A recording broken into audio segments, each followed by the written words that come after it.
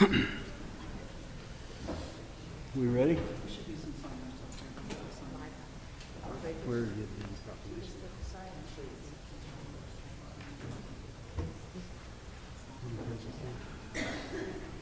How did we screw that up?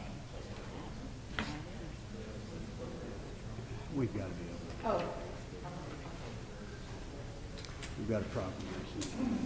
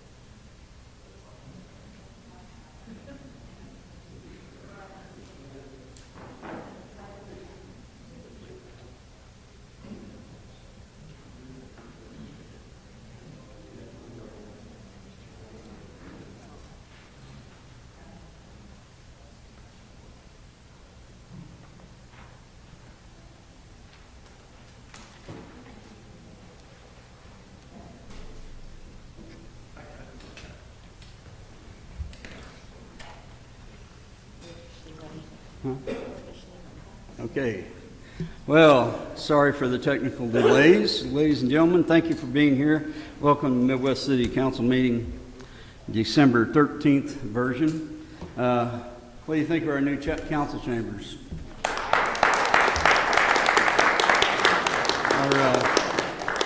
It looks actually a little brighter in here than it has in the past, and it no longer looks like a funeral home. Yeah, I said that.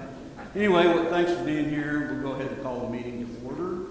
And I would ask that Mr. Sullivan come down and offer the invocation. And I want you to welcome two cadets from Carl Albert High School from the ROTC program. Cadet Moore, he's a junior at Carl Albert, plans to go into accounting. Not yet, buddy. I like you to be ready to go. That's cool. And Cadet Robertson, who's a junior also at Carl Albert High School, and she plans to be a forensic investigator when she graduates. Welcome, guys. Thank you for being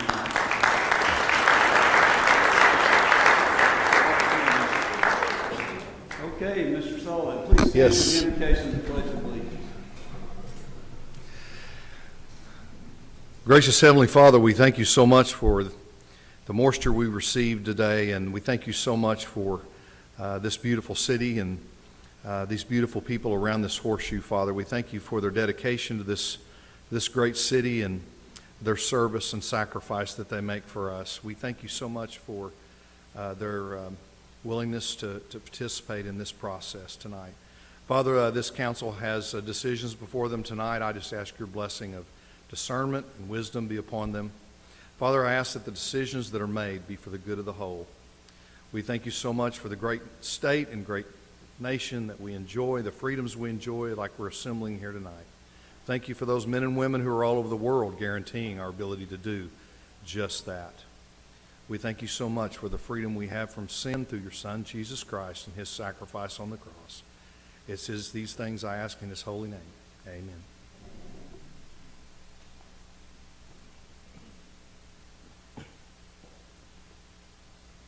Please join me in the Pledge of Allegiance. I pledge allegiance to the flag of the United States of America and to the republic for which it stands, one nation, under God, indivisible, with liberty and justice for all. Thank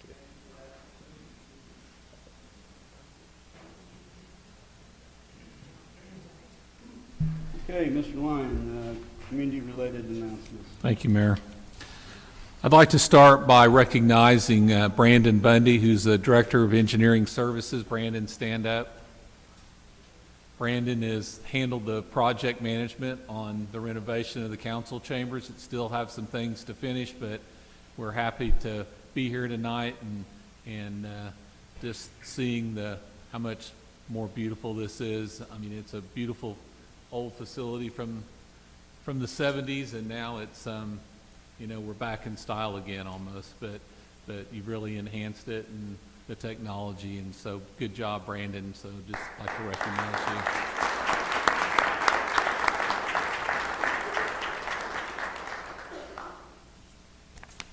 And I enjoy embarrassing him too. So sales tax report for tonight. We received our sales tax yesterday for the month of December, which is really projected for the half month of December and the last 2 weeks of November. So that brings in the Black Friday shopping days and the Cyber Monday or whatever it's called. But our sales tax, our use tax was up 19.29%, so there was a lot of sales over the internet. That's the biggest increase we've had in use tax in a long time, especially with building slowing down like it is. And our sales tax was up 6.43% for a total of increase year over year of 8.45%. That was one of the better results for the metro area, so we're very happy about that. So thank you, citizens of Midwest City, for shopping here locally. Next item is the public is invited to the 26th Annual Midwest City Dr. Martin Luther King Prayer Breakfast on January 16th, 2023, commencing at 7:30 a.m. at the Reed Conference Center. Tickets are $25 a person or $300 for a table of 8 and can be purchased at our community center or online at either ticketstorm.com or at PayPal. For additional information regarding tickets, ads, sponsorships, underwriting, and volunteer opportunities, contact Anthony Douglas at Douglas, IMPAS at AOL.com or Dasheen Jones, D. Jones at OICOKC.org, or call 405-427-8000. If you'd like tickets tonight, Sarah Banna, one of the board members, has some tickets tonight that if you would like to buy one, please go see Sarah and she will sell you a ticket to the event. It's an excellent event. It's one of the events the city sponsors as well, and it's held at the Reed Center every year. I'm sure I haven't heard if you've locked down the agenda yet, but who your keynote speaker is, do you know? I do know. I'm not sure we're allowed to say it, so. Okay, well, we'll just wait. We'll wait for it to be released when it's the appropriate time. Next, we'd like to recognize, and I think Sarah passed these out, the International Human Rights Day was December 10th, as adopted by the United Nations General Assembly.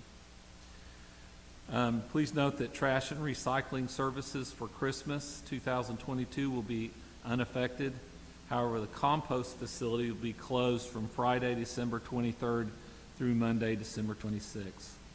So you'll have to hold on if you do any work over Christmas on your trees and limbs and all that sort of things. Holiday Light Spectacular runs nightly through December 25th. Each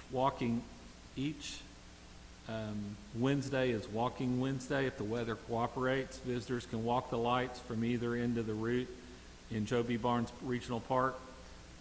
You can find the entire schedule for Holiday Light Spectacular on our community calendar at midwestcityok.org. Please don't miss that. And if you have youth groups, especially on Wednesdays, and you're looking for something to do like our church always is, to take the youth out and go walk the lights, it's an excellent event for that. And with that, Mayor, that's all I have. Thank you, Mr. Lyon.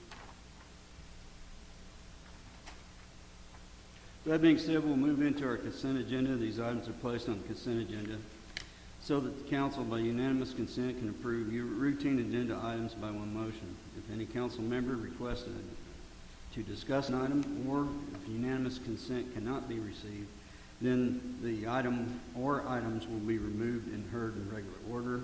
I will have to ask that item number 2 be removed and placed in the discussion agenda. Can I have a point of order real quick on 2 issues before we get started? I'm sorry? I just have 2 questions on Okay. the order. One, I noticed that on our agenda, neither on the front page or under the new business portion, where community public announcements or community comments are allowed, do we prescribe exactly the procedure? For example, that you need to be here 5-10 minutes prior to a meeting and sign up to be able to participate. So that's not actually dictated to the general public as a rule. And please correct me, I know historically, prior to September, I don't recall us necessarily implementing a sign-up rule. So I would recognize folks who may have showed up a little bit later and there was discussion on an item that they were interested in. When we opened it up, we were inclusive of anyone that wanted to comment. The second question I have, which is really directed to the city attorney, we had some sort of a precedent that was set on the rules of order on how motions and discussion was conducted prior to my election or me sitting in the seat. That I believe was precedent, and that was the rules of order that were utilized during our meetings. And then I believe in October, we were all notified of new rules that the mayor, and I don't know where they came from or why the changes were made, but that there were new rules that we were asked to comply with. So my question is, as we proceed with tonight's consent agenda and the discussion items, are we using the rules of order that were in place, or are we using the rules of order that were dictated in October without a vote of a council?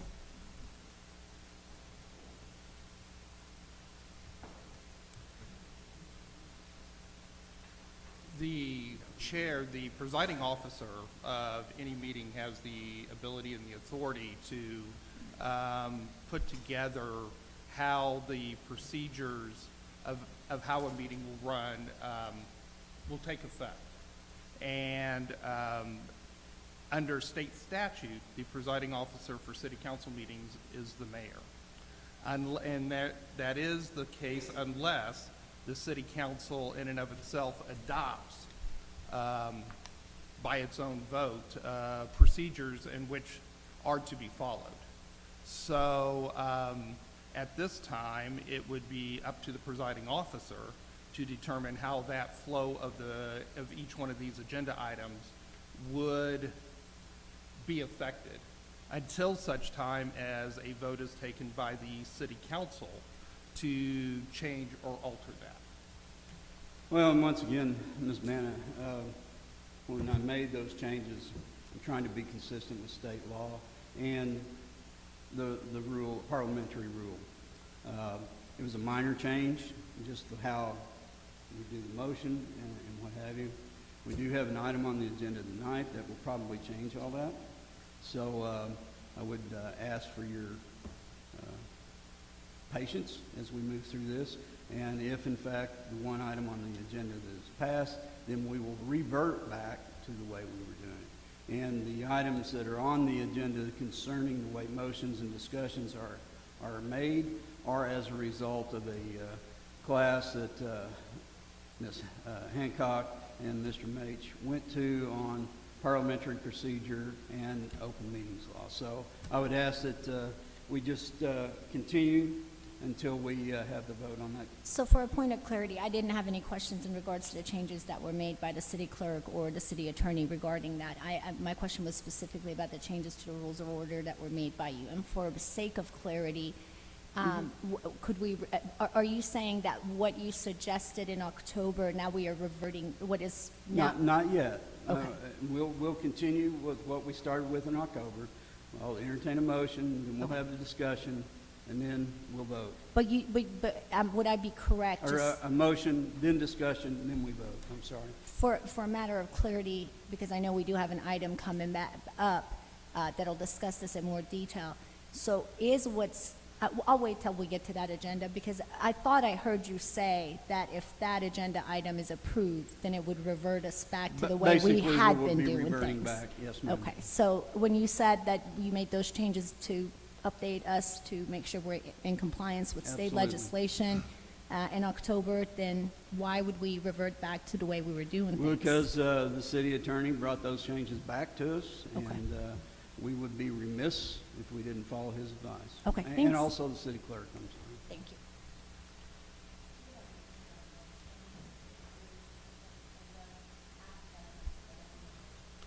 I'm sorry, and I also, Mayor, would like to pull item number 2, 4, 12, 13, 14, 15, 16, and 17 of the consent agenda, please.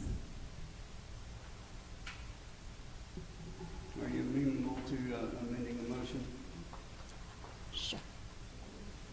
Would you repeat the motion? I didn't write down the numbers. Would you like me to try to make the motion? I move to approve the consent agenda aside from item 2, 4, 12, 13, 14, 15, 16, and 17 for discussion. Second?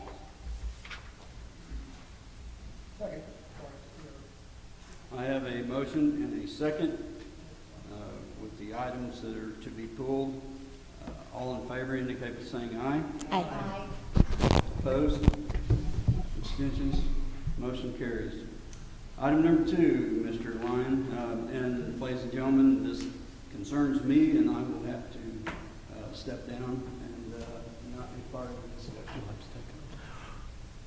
Okay, discussion item, I guess it'll be number 1 now. Discussion and consideration of possible action of approving a resolution nominating Mayor Matthew D. Dukes II as board member for the District 8 seat on the Oklahoma Municipal League Board of Directors. Ms. Spana, do you have some questions on that? Yeah. So one of my first questions was to see if the mayor would need to recuse himself with the conflicts. Thank you for doing so. On the memo that we received in our complete packet, it states that staff was in support of this request. Could we get some clarity on who that staff is and what that discussion and feedback solicitation looked like? Can, Mr. Lyon, I think, let me give the council and the people that are here a little bit of information on what this position actually entails, and that may clarify why the staff supports this. It's the Oklahoma Municipal League that Mayor Dukes has asked to be appointed or elected to District Number 8 in, is it 8, Mayor? Yeah, District 8. Okay. The Oklahoma Municipal League has served the Oklahoma cities and towns since 1913, and they provide an important municipal training and educational workshops, legislative advocacy, research, and inquiry services, as well as valuable meetings and conference. OML serves as a clearinghouse for our member cities and towns in several ways. One is educational programs to expand our members' knowledge and expertise with information and training on the complex world of municipal government. Second, the League is recognized as unified voice of 586 Oklahoma municipal governments in assisting in shaping policy at the state and federal level. OML services ensure efficient and effective municipal operations while promoting sound policy and safeguarding local control. The benefits to this organization, to the city of Midwest City, is it's an organization that has proudly served cities and towns since 1913, but here are a few highlights that our membership takes care of. We're part of the OML Directory of Cities and Towns. We receive the OML Handbook for Cities and Towns. And the thing that we see as council members the most is the OML Legislative Report, Sinedie, I think, what is it, SINEDIE? It's the legislative report that comes out every week when the legislator's in session. It tells what bills are being heard, what in the discussion on it, and that has a lot of information on it. It's a public document. We see it, but any citizen can see it. They have the ability to do salary and benefits surveys. They also have the ability to do cost surveys. Like I said, the Municipal League is a unified voice of Oklahoma cities and towns, provider of information, training, and resources. District 8 encompasses Canadian, Cleveland, Logan, and Oklahoma County, and Midwest City has long been a member. Mayor Dukes has served on the legislative committee for the last 2 years. I know there was a question if there's any cost to the city for the mayor to do this. There is none. It's actually, he's volunteering his time on top of what he already does for the city. This is a non-paid position, and what it does is it represents the city of Midwest City, not only for OML, but it also represents them. He helps with some of the other cities that are in these counties. It's a benefit to us to have somebody that's willing to take his own time, unpaid, away from his family, and spend meeting with the OML. And it also meets with the legislature when they're in session. So this, even though my name, I was not asked about if I supported that when the memo was done, I do support it because, like I said, he's given his own time. He's representing the city, which is representing the citizens. And the big thing is we have a voice in the legislature when it comes time to have issues brought before the legislature. Is there anything that would prohibit any other member on this body to be able to take that appointment, given the fact that the mayor has so many duties and responsibilities and serves as the representative of the city in so many different capacities, and given that his term is up within 3 years, would it make sense for us to begin preparing and creating opportunities for some of us to gain some of that experience by any chance? It would take a nomination from this council to go, because what we're doing when we do this resolution is we're telling the Oklahoma Municipal League, we support Mayor Dukes to represent the city of Midwest City. He's already on the legislative board. It just makes sense that he continues on with this. And in 3 years, if somebody else wants to step up, I mean, it takes time. Like I said, it's unpaid. He doesn't get anything other than the satisfaction of doing it. And I think that's understood by me, that it would be a volunteer position, and I'm not volunteering myself. But again, going back to my question, can we get some clarity on who the staff was? When we say staff, do we mean the entirety of the staff of the city of Midwest City, or do we mean an administrator? Do we mean multiple administrators? And why would this entire body not have been included? Why isn't there a merit process for these types of nominations? And I'm going to say two things, and I don't mean to be offensive, but I'm going to be truthful. In my short tenure on this body, the number of formal and informal complaints made against our mayor by his Ms. own Banner, I colleagues- believe you're out of order. You are out of Sure. order. Ms. Okay. Banner, you're out of order. My next comment. I particularly have a concern by the audacity that in one night, that the mayor who Ms. Banner, proposes- you're out of order. This is not part of the discussion. The discussion is whether or not we're going to nominate him. That's Okay, for I'm another going to put an time. end to this. I'm going to make a motion for Matt to approve this, just for the simple fact that we're making personal attacks. You've been deemed out of order. Whether or not you are, I don't know, and I don't even care. Sean, I have a question, though. The mayor is also suggesting There's a that- motion on the floor. Ms. Clerk, we need to call for a vote. Pat, Ward Yes. 2, Ward Yes. Ward 3, Ward 1, Ward 4, Yes. Ward 5, No. Ward 6. Yes. Motion passes. I turn back over to the mayor. Thank you, Mr. Byrne. Mr. Lyon, we'll move to consent item number 4. Discussion, consideration, and possible action awarding the bid to and entering into a contract with Shawnee Mission Tree Service, Inc., DBA Harbor Masters, in the amount of $51,354 to selectively clear the future expansion of Mid-America Park. City Council delegates the mayor to sign and execute the contract. Mr. Mundy. Thank you, Mr. Lyon. We had a bid opening for selective clearing of Mid-America Park. This would be awarding to that contractor, which is the lowest and best bidder. The park is a 2018 GeoBond project, and we feel that there's 3 things that are important to this bid item. One is it's wintertime and we'll get better prices for clearing. 2, this project will happen in advance of the construction of the park. And so when we bid out the construction of the park, the contractors that are bidding will be able to see into the park. We should get better prices. The third and probably the best long-term item for this project is that it allows police officers, neighbors, other people to look into the park. This area, Mid-America Park, is largely just woods, a lot of undergrowth, and so you can't see inside the woods, basically. So, Does anyone have any questions, Mr. Bundy? I do. This park is in Ward 5, and I know that's been going a lot under development.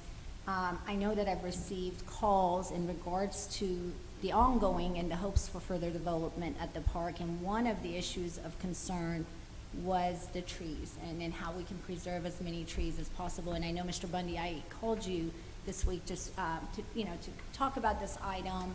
I thought, am I incorrect that maybe there was going to be a little bit of a presentation with some idea of where we're focusing? And I know we have one resident that is here to speak on this item, and he may have some questions. Would he be able to pose some of those questions and be able to receive some answers?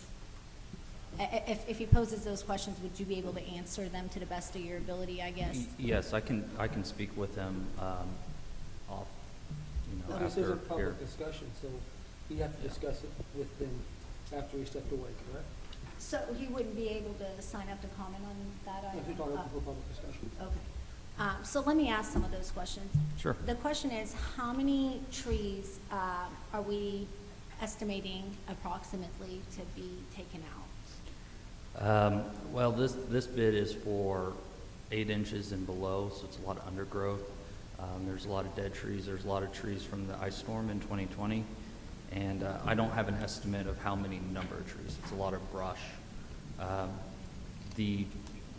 We're not going to take out a lot of trees that are 8 inches or even close. Most of them are just scrub. A lot of undergrowth, ivies, things like that. The heart of the park has a lot of mature, good trees, and we're trying to keep those. Yeah. And have we collected any feedback from the residents surrounding the immediate area, including some of the houses and apartments that literally border the park, about this removal, to just have an idea? I know the assumption is that more visibility is better for public safety, and I'm assuming that if I live there, my backyard's there, maybe I would want those trees, but I don't want to jump to conclusions. There may be a resident who doesn't want them touched. Have we collected any feedback from those residents directly surrounding the park? No. Okay. And I know in our conversations, and I know you restated, and I respect that timing is of the essence, particularly with the cost of this project. When is our next meeting? Is it first? Second Tuesday, Given the holiday, you don't expect them to go out and, for example, if this contract was approved tonight, we don't really expect the entirety of the project to be complete over the holidays. No, it's usually what happens with this, and this is why in the agenda it says authorizes the mayor to sign the contract. This basically starts the clock for the contractor to go get bonds. Once they get the bonds, then we'll go under contract. That usually takes about a month. And so construction for this would start mid-January if the contractor was ready to go. A lot of times the contractor will say, I have a couple other projects, can I wait till end of January? Or I'd like to start this day. And usually we do that. So by waiting, potentially we could get bumped from their schedule. They're probably anticipating that they could do the work maybe into January. If we did on the 10th, that might push it back. The other issue is at some point the contractor will say, well, diesel prices have gone up or something. It's not, the economy has changed, and so I can't authorize that bid. There's a time limit, I think, on how long the bids are good for.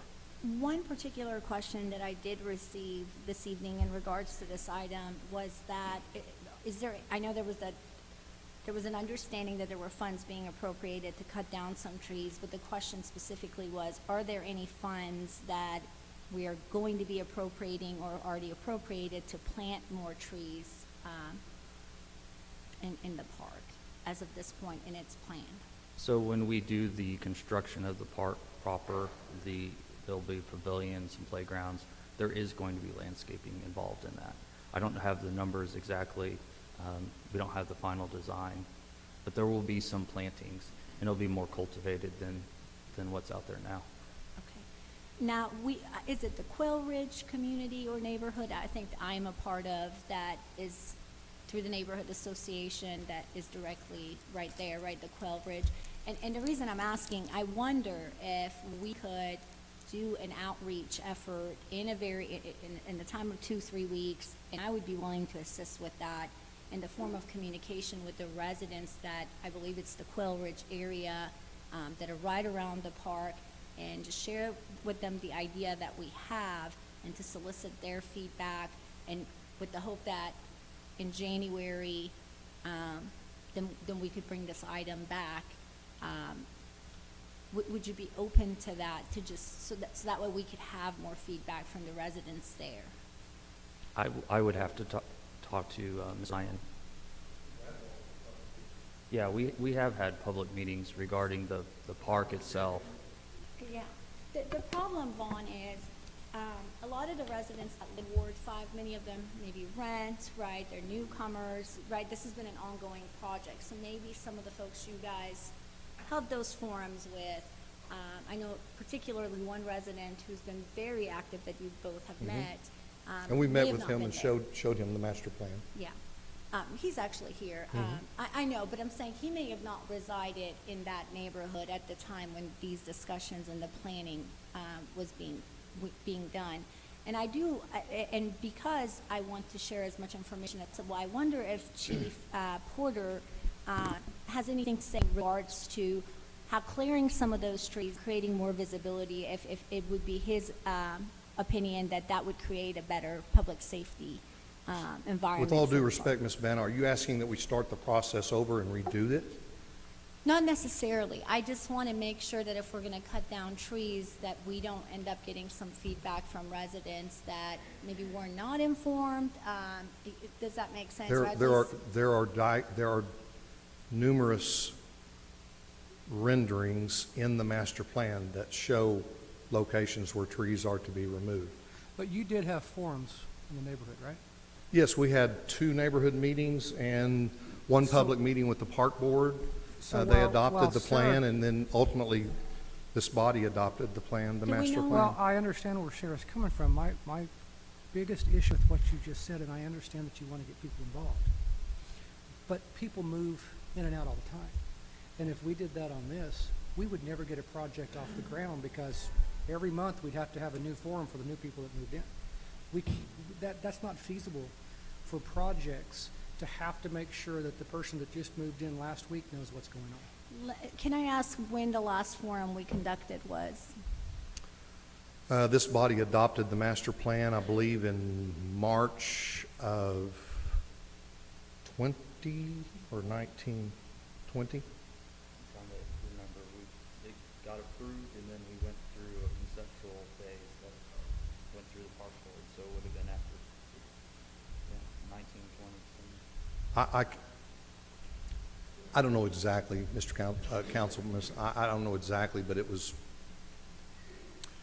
roughly 1.5 to 2 years ago it was adopted. Were the forums conducted prior to the adoption or after? Yes, Prior to the adoption. Citizens were allowed to give input on this design. So just estimate about 2019 is when the forums were conducted, give or take, hopefully, yeah. That gives me I can more get that clarity. information for you, the exact date of all the meetings. Yeah, so. They yeah, were public meetings.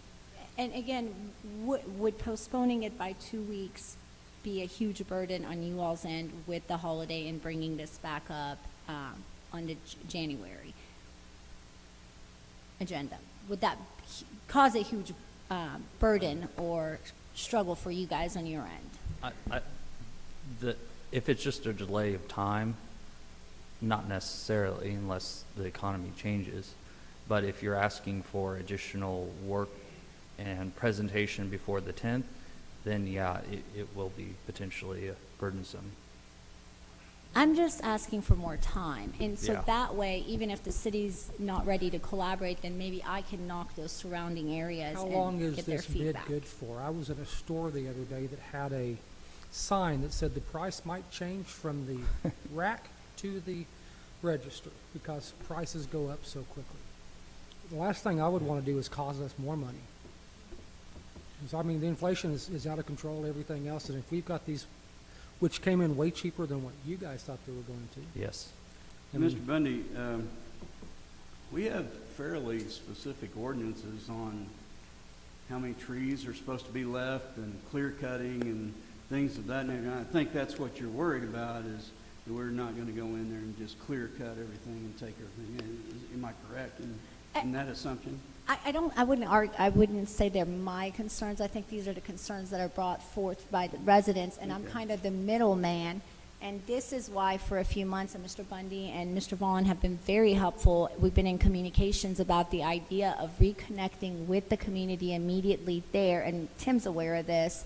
We were directed to the neighborhood association with the hope of having a forum prior to having more discussions of the development of the park. Unfortunately, with the holidays and staff timing and resident availability, we haven't been able to conduct that forum. So at this point, it's in the hands of the neighborhood association and Ms. Barbara Kelton to help us. So what I'm hoping is if we could get to the residents and just get their immediate feedback and make sure that they have peace with what's happening, may not stop what the city intends to do, right? But to showcase that courtesy. Can And we you- may end up can you being on the same page. Formulate your ask in the form of a motion? If Mr. Bundy's okay with the 2-3 week extension and bringing this back up in the January agenda, I'd just like to temporarily postpone it until the January meeting. Hang on just real quick. So I don't mind doing that, but we don't want to do this on every aspect of the critical path to get this project done, or it'll never get done. I mean, if we're going to do this on every piece of that park, then, you know, maybe conceptually we need to discuss whether we really want to do the park over there.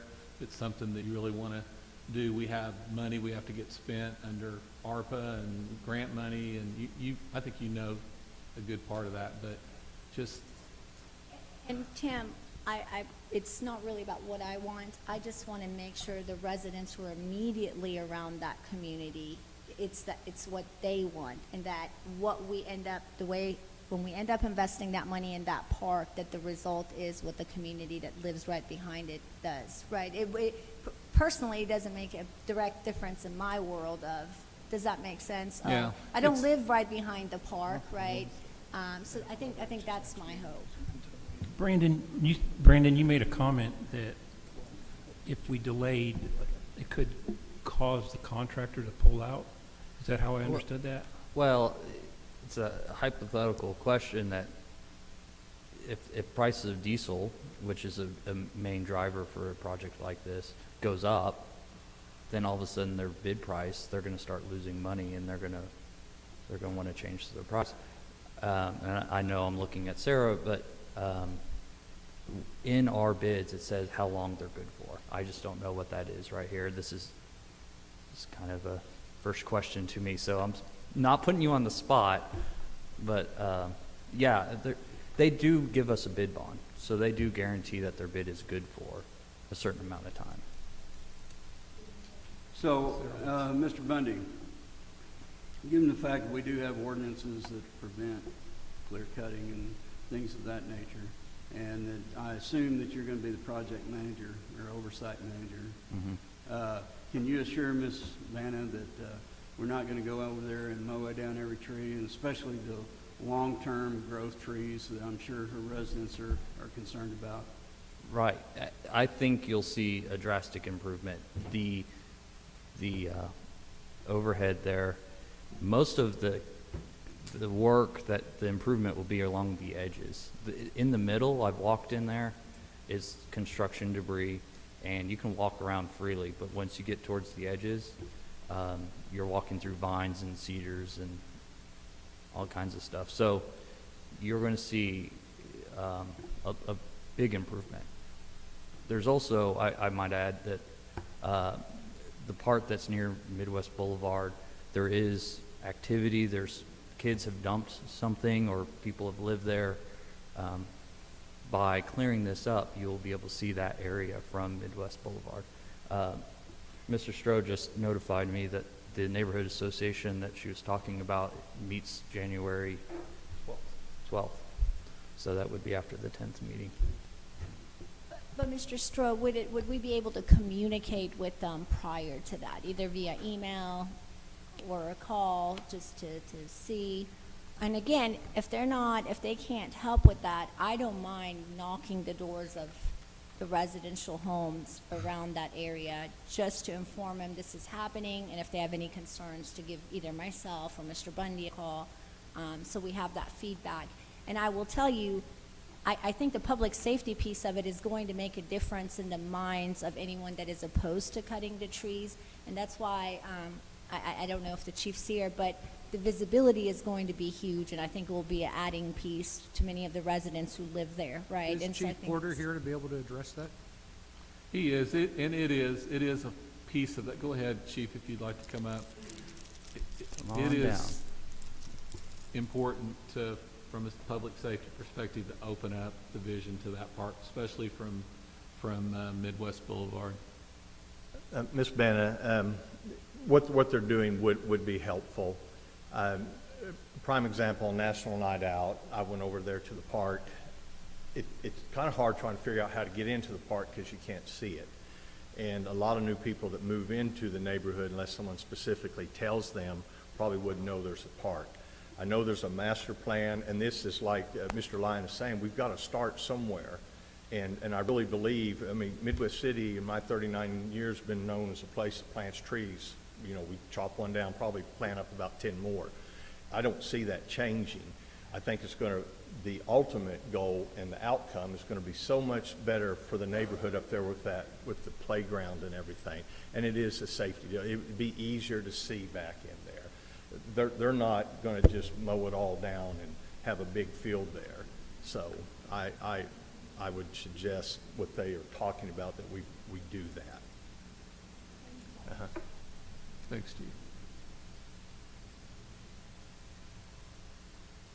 So, Motion to pass. I have a motion and a second. Any further discussion? All in favor, indicate by saying aye. Aye. Opposed? Abstention? Ms. Bann, I'm sure that your interest will be met. And they're real good about not cutting down long growth trees and things of that nature. Well, Mayor, it's, again, not what I want, it's because I've had I understand multitudes you of... work for the people. and- Yes, and I've had multiple contacts on this issue, and the hope had been that we would have been able to bring the community together, and so it's difficult to go back and tell, I'm sorry we couldn't connect you all together, and then the decisions were made without, I fully understand. Okay, Mr. Lyon, item number 12. Discussion and consideration and possible action appointing Ms. Erin Hurst for Ward 2 to replace Mrs. Susie Byrne, who resigned as the Ward 2 Midwest City Tree Board representative. Carrie Evenson, Assistant Public Works Director. This is a routine item. Ms. Byrne resigned. Tree Board needed to replace her. Ms. Hurst is the nominee. I'll take any questions. So this is right up your tree alley. yes. So about approximately 3 years ago, Mrs. Susie Byrne was appointed as a representative for Ward 2, which Councilman Byrne represents, right? She was appointed to that seat while Councilman Burns was an elected official. Am I correct on that? I'm sorry, ma'am, I've only been here 6 months, Okay. so I don't know the exact history. That's an on- accurate statement. Thank you, sir. I'm sorry, what was that? I said that's an accurate statement. I was confirming what you said. Okay. It's true. It is accurate. Yes, it is. Okay, sorry. And I'm just asking as a matter of our city's practice and ethics, and I believe some of the language I've seen in 3441, and I'm not going to drain the time of this body by reading through it, but at that point of this appointment, and I know, Pat, I've seen you recuse yourself when decisions on the tree board have been brought before this body because of the conflict. You'll actually step away from the horseshoe. But as a matter of practice, during that appointment, was there any concerns about a conflict of interest and misperceptions?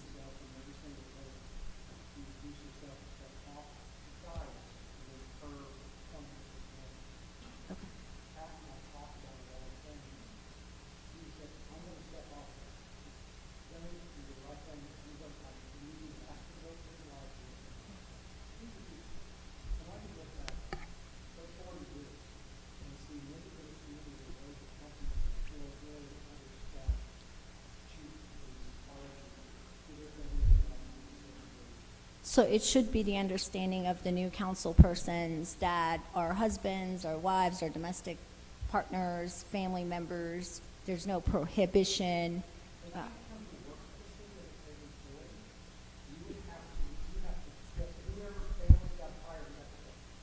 You know how hard it is to get people to volunteer? And she was a last resort because we couldn't get anybody else from my ward to sit on the tree board. She volunteered to sit on the tree board. It's time for her to get off, and I'm glad she's getting off now. She's getting off for another reason, but I can guarantee you she will get off when people like you start questioning my ethics and her ethics. Because if we want to get into that discussion, I'm willing to have it with you. But she's getting off for other reasons than that.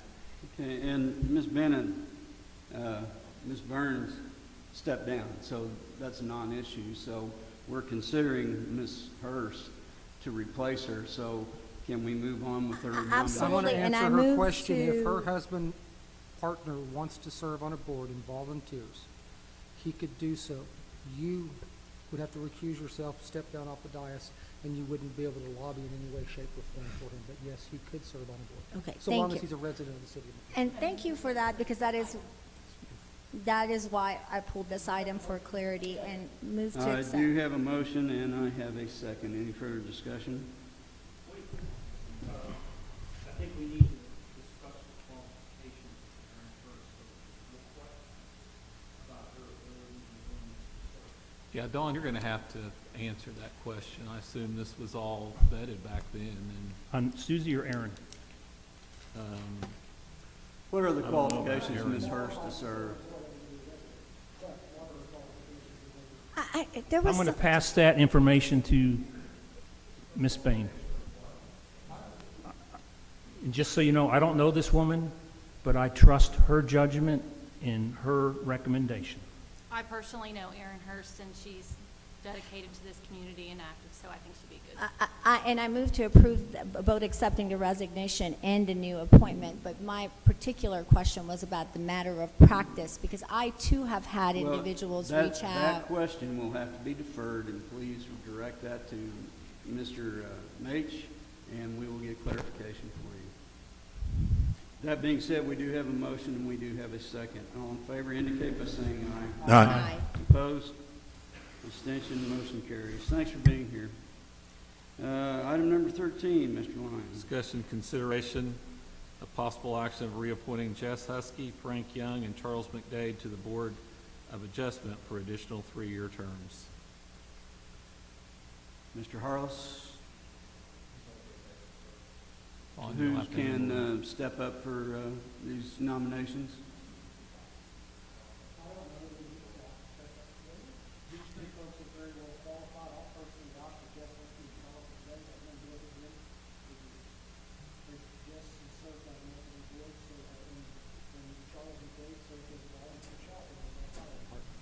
Sorry, guys, I thought my speaker was. I pulled that item, and it's a very simple question, and I will move to approve it. I just, for a matter of transparency, wanted to ask that same question, if there is any familial relationship with any of those individuals that are being nominated on any of the boards tonight, just as a matter of transparency, so the general public is aware of those existing relationships.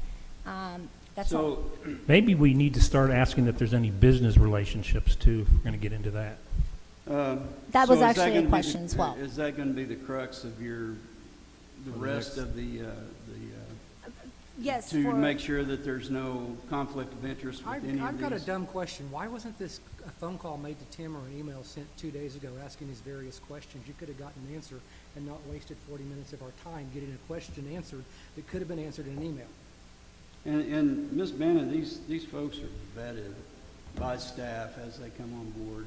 And obviously, if there was any conflict of interest, it'd be brought to the attention of the city attorney and also the city manager.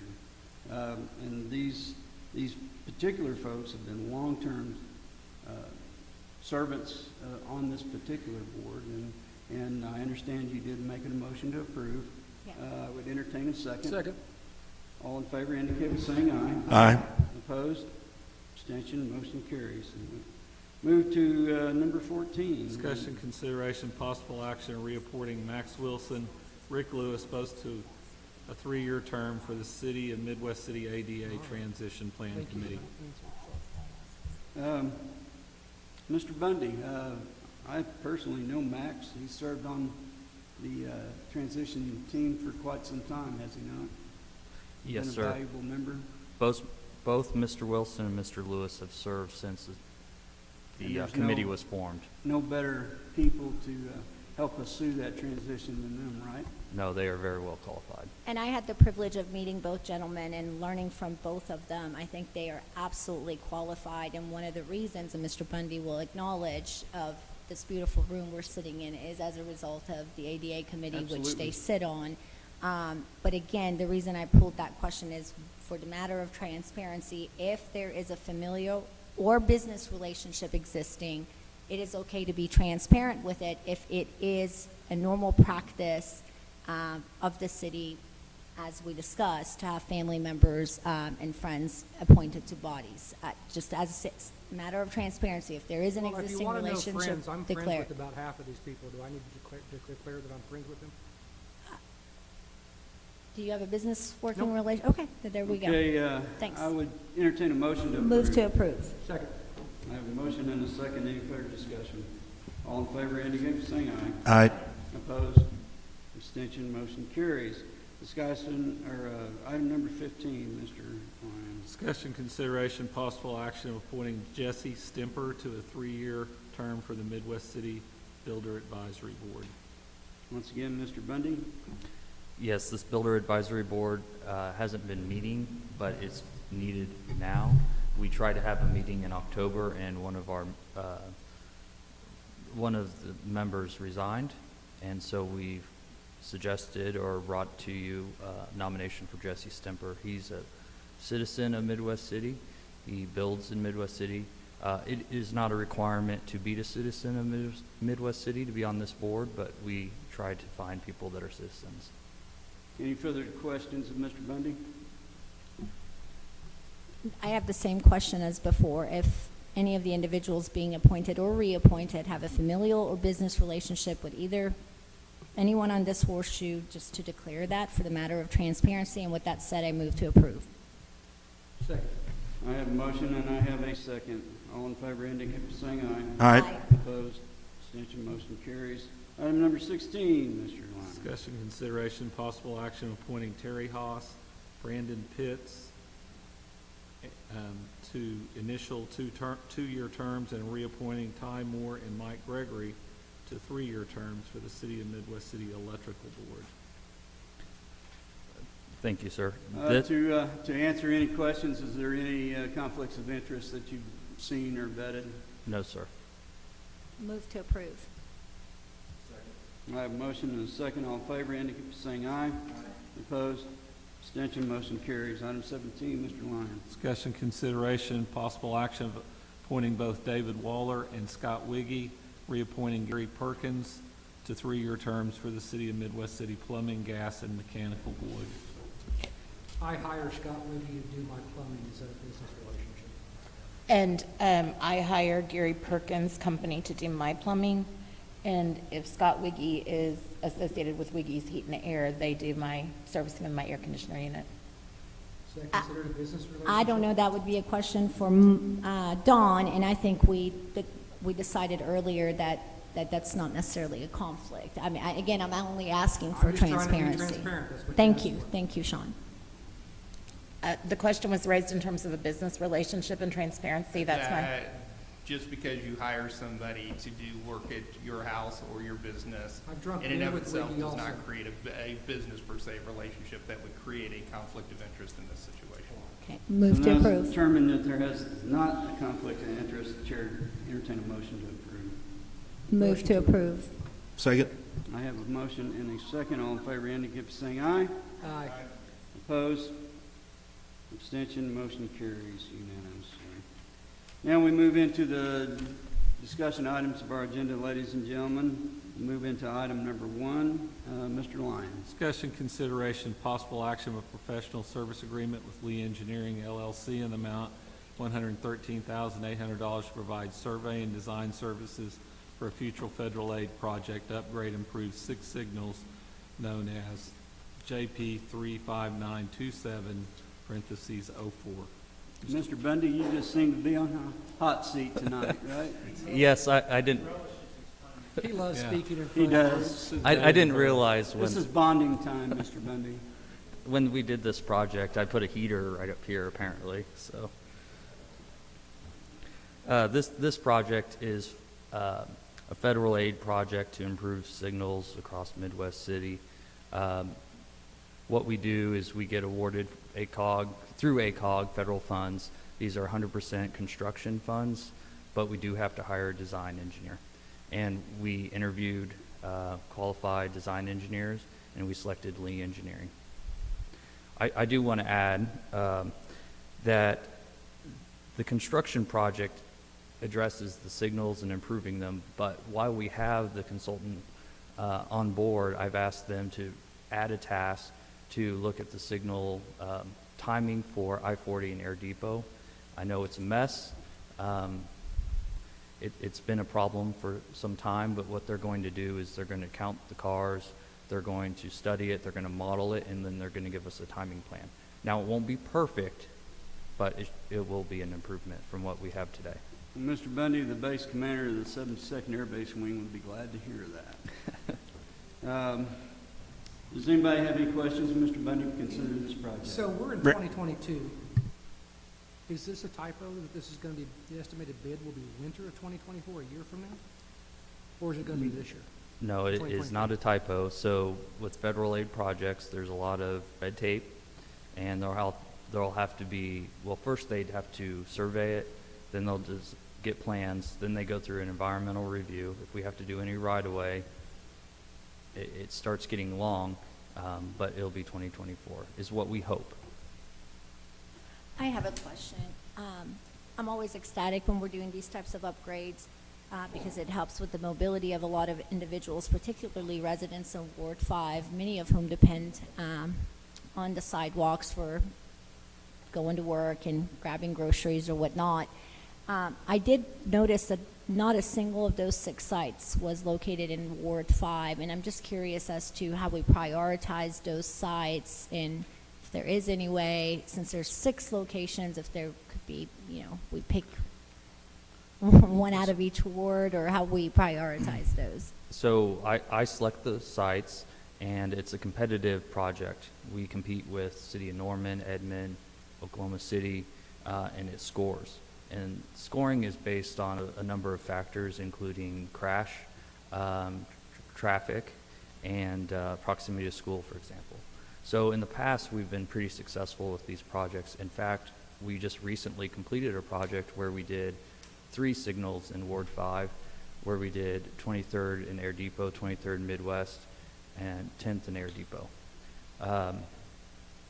But to do the scoring, it's kind of, I don't want to give all my secrets away, but basically we look through them and we determine what signal can score high. I'd also add the project before that, we upgraded the Willowbrook Elementary School there on 10th Street. So what we tried to do really is we get some high scoring intersections, and then we do some low scoring intersections that haven't been addressed for a long time. 10th and Christine is another one that we've upgraded recently. So in this case on Air Depot in particular, what we try to do is we also select signals that are going to be future resurfacing. where we take the loops out of the roadway and we put video detection in. We've done that pretty successfully as well, trying to be in advance, and it saves money in the long term. Any Brandon, further the question, the locations on Air Depot, Yes. we're going to see a report next, I think, the 13th of next month, or whatever the date is in January. Mhm. It's a study that was done on the redevelopment of Air Depot. You don't have to go into it, but it's a yes and no question. Did any of that development, because I read it, it talks about traffic. Mhm. Does that enter into what you're doing here? They're independent.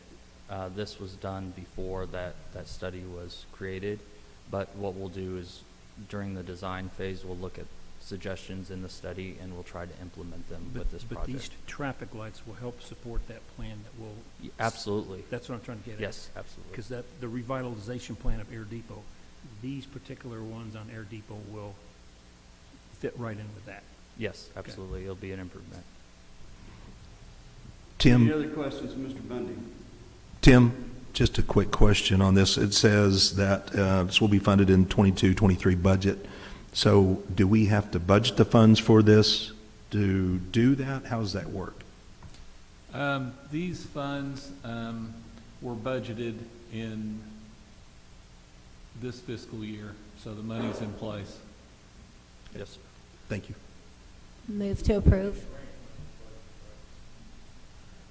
We promise that we'll fund it, is Yeah. what it works. Yeah, I'm sorry, I didn't No, it's a understand good that piece. question. No, that's right. Councilman Favors. Any further questions? Second. I have a motion and a second. Any further discussion? All in favor indicate by saying aye. Aye. Opposed? Abstentions? Motion carries. Yes, ma'am. Yes, ma'am.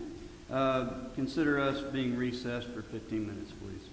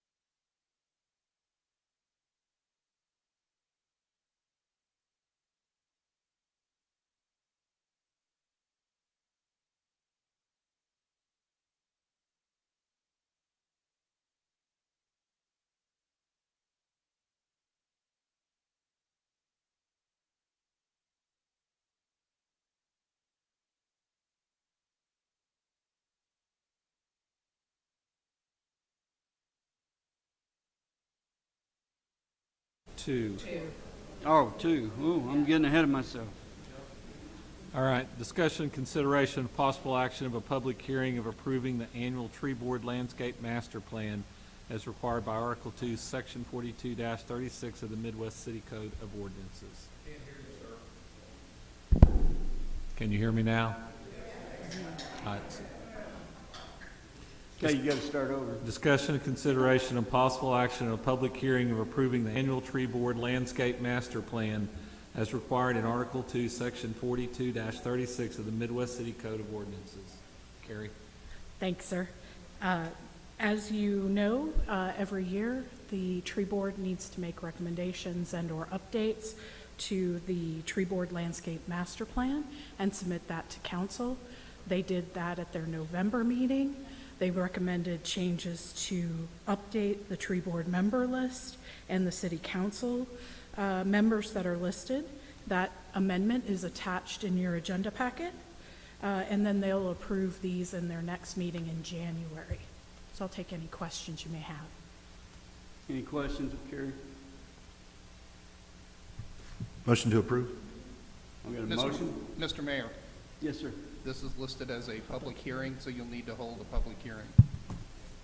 Action of a public hearing is the way I'm reading it. Okay. So this is a result of a public hearing, am I correct?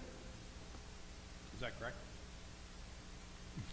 I wasn't at the meeting, so I I'm don't know. going to lean to you as our legal attorney. Did as you to- have a public, was it, was I believe it's an open meeting, that the agenda was the tree board meeting, was it a public? Yes. Okay. I believe Then so. Yes, that's fine. So this is a result of a public hearing that's already taken place, so we can move ahead with the motion.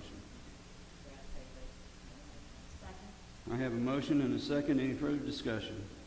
All in favor indicate by saying aye. Aye. Opposed? Abstention? Motion carries.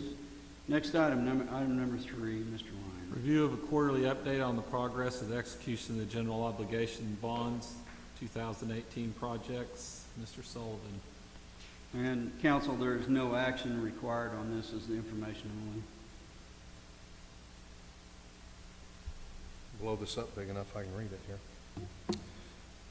Honorable Mayor and Council, the update is there before you. I believe you have the amended version in your packet. I failed to update the one of the items, and I did get that corrected and get it loaded up. So I'll be glad to answer any questions you may have. So we're moving right along on schedule with most of our projects, correct? Yes, sir, and I will defer to some of the other project managers on staff if there are questions about some of their projects. Does anyone have any questions of the progression of our GO bond projects? You got a fairly significant briefing not too long ago on the progress. So is there any questions of Mr. Vaughn or any of the project managers present? I don't have a question, but I do have a comment. Yes, ma'am. I want to thank and appreciate the staff for the progress that have been made on these GO bond projects. And in particular, I was chauffeured around by my daughter, the W.P. Atkinson Park the other day to see the progress there, and it looks incredible. And I know we've had delay after delay with regard to that project, but I think we're going to have a very fine park and community gathering place once that project is completed. I'm very much looking forward to that. And I heard great commentary the other day from some outsiders on the John Conrad Golf Course and the improvements there. So I just wanted to state my appreciation to all the staff for all the hard work on these GO bond projects. Thank you, Ms. Eads. Just not the staff on the golf course too. There's a group, I think it's called Friends of John Conrad Golf Course. Yes, sir. One- Some of one the chairperson is in our audience tonight. I think we plan on recognizing them at a different date. Yes, sir. I have a question for the police chief, and this is not a gotcha. All this stuff was done well before you became chief.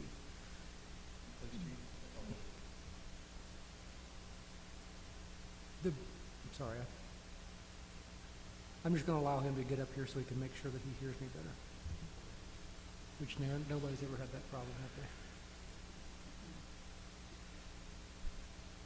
Brazos has kind of been a troubled child, and so has Tyler for quite some time. That's correct. Are you confident that this is money that's being well spent to get us to the end of this, or might we be better to just say, you guys didn't deliver the product that we paid for and try to get our money back and start over? Mr. Reed, I deferred that to Mr. Rushing with the IT. I'm not an IT person. I do not understand a lot of that. It's been disappointing. I'll be honest with you. It's almost been 3 years. But Mr. Rushing and Mr. Stevenson's been working hard on this. And, we're close on some. I have my 4 motor officers that have been using the ticket writers to try to practice, but it's not doing everything it's supposed to. As a matter of fact, we can't even get to one part, so we're at least trying to get to another part to be able to use it. But it's just critical until this is going to read write correctly. The last thing we want to do is put something in there wrong and send it to court, and someone gets a warrant on them or not paying a ticket because it pulled somebody else. And it's just, we just have had trouble with it. But I can assure you, there's been a lot of people working on that, but there was, a lot of money spent. And this isn't, this is 100% no critique of you guys, because I know this is not on your all shoulders. I know that this is a failure on Brazos and Tyler. My question is, I know that we're not the only department in the world that's ever gone to this. Are there other programs out there, better programs, and we would just be better to cut our losses, try and get our money back for something that wasn't delivered to us like we were promised? More of an IT question. Or Ryan, do you feel confident that after what seems like 6 years, but I guess is only about 4, we're going to make progress to where this is going to make those 2 guys back there's life easier, and every other police officer, plus our citizens, feel that the tickets that are being written and forwarded to the courts are correct and accurate? Right. So regarding the mobile ticket writer, this project, like you said, it has been ongoing for several years. It's been mainly led by the police department. It's had various supervisors over that initiative over the last few years. I do have to commend the motor officers that have been working on the project. They have spent lots of time working through the details, and they have made significant progress towards resolving the issues. Last time I followed up on this issue, they had 16 fields that weren't mapping properly. That would be things, these aren't exactly the name of the fields that are having issues mapping, but things like certain vehicle types weren't in the system, they weren't coming over. Maybe certain descriptions of vehicles weren't coming over. And so those issues have to be worked out between the records management system and the court system. So at this point, I believe they're very close to making it work. Some of these issues have been held up because there's had to be some development on the records management system side in order to accept the fields that the Brazos system is providing into the system. When this was presented to us by Brazos, was it presented ready to go? I'm not sure that I was on that team that selected that software, but when they originally looked at Brazos, it was not a Tyler-owned product, and since then it has been bought by Tyler. Now you would think that that would make it easier because now they're all owned by the same company, but sometimes companies get too big for their own good, right? So there has been significant improvement. I feel if we change the course at this time, that we would not only maybe potentially be out some of the money that we've spent on this project, but would also just further delay the implementation of any new system that we might have. Because you are correct, there are other products out there as well, but this was the one that they selected. So I want to ask Tim a question. What's the chance of getting an official with Brazos or Tyler here to answer these questions? Because it seems the failure was more on their end than it is our end, and they probably need to be on the hot seat a little bit.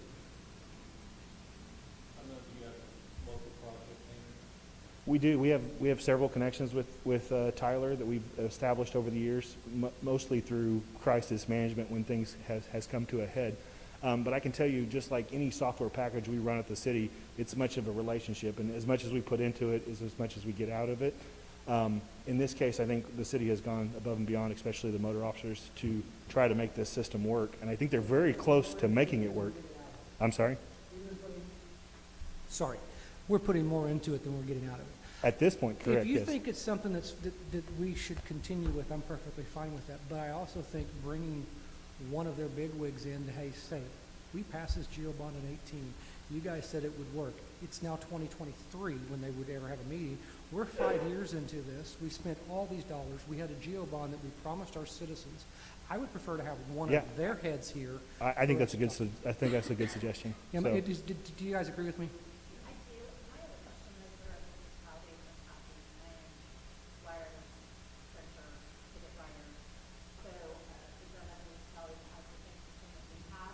There are, yes. And there are many that have other systems as well. Right, but I mean, is there not assistance that you could get from other municipalities to say, how is it that you all manage to get this system operational? Right. So every system has its own different quirks, right? And so, for instance, our specific issues that we're running into is that we run a different version of RMS than they're used to working with. And so they're having to update the code in the RMS system to make it work. So we're a little bit we have to rely on the developers to output that code to make the system work. And then we have to rely on city staff to then go back in and test Should it. it take 5 years for them to rewrite code? I'm sorry? Shouldn't take them 4 or 5 years to write code. I don't believe it's been 4 or 5 years since they awarded the contract, but it has been a long time. Now, this has not been a project that has been necessarily assigned to me. I only got involved No, once and I want the you- project kind of derailed a little bit. I want you to understand, I am not looking to point blame on you Correct, I guys. understand, I want to yeah. make sure that, I believe that you guys are doing a wonderful job. At some point, there's only so many answers that you guys have, Right. and it's time to bring the company in and say, we're tired, make this work, or give us our money back, and we're going to deliver to the citizens what they voted for. Right. And I'm fine with whatever the council decides to The do. RMS Obviously, system it's is become not Tyler, right? the RMS system is correct, Tyler. It is Tyler? Okay. Correct, as well as the CAD system, and the Okay. court system, and the handheld ticket writer system. Yeah, I totally understand. No, it's good. Of all of our GEO bond issues, and we've had fits and starts in some, we had to go back and vote for the Fire and Police Training Center. This is the one that's literally irritated me the most. We will see if we can't get somebody in here for our next meeting, our next 30-day meeting. So they got 30 days to see where we're at and see if we can't get the company in here to come in front of the council and provide a report. And trust me, Sean, and correct me if I'm wrong, guys, their first excuse is gonna be it's our data. Our data is causing their problems. And so you And I need to can be tell you- prepared to reiterate if they say it's our data causing those problems, if it's not our data causing those problems. I can tell you that on any project of this size, there's always roadblocks on both sides that we have to work through. And so I'm not going to point the blame fully on us at Midwest City or fully on Tyler, because I do think it is a partnership. I'm sorry?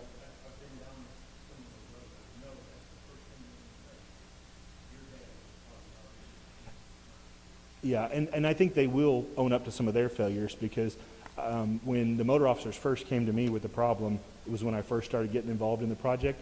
And when they did, I reached out to the highest person's contact information I had at Tyler, and I said, hey, this thing's blowing up, we need to get this resolved. And they stepped it up and put a assigned case manager on us. And with that case manager, they made lots of progress with the motor officers. And then once that case manager got promoted, progress kind of ground to a halt a little bit. So,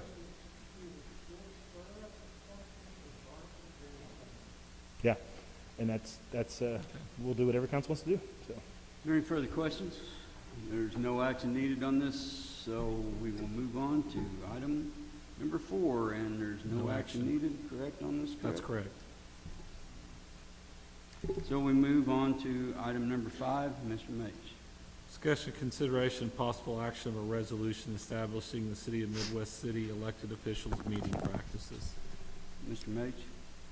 Thank you, Mr. Mayor, members of the council. Before you is a draft resolution that has been proposed by the mayor to put guidance and direction as to how public discussion and city council meetings will move forward. There are specifically 4 items in here, and one of the things I was requested to do with this resolution by the city manager was to determine if those 4 items there is legal backing, legal support for each one of those. So the first one would be and this was at a recommendation or at a suggestion, and there was at least a comment about this at one of our meetings, that public discussion be limited to only residents of the city of Midwest City.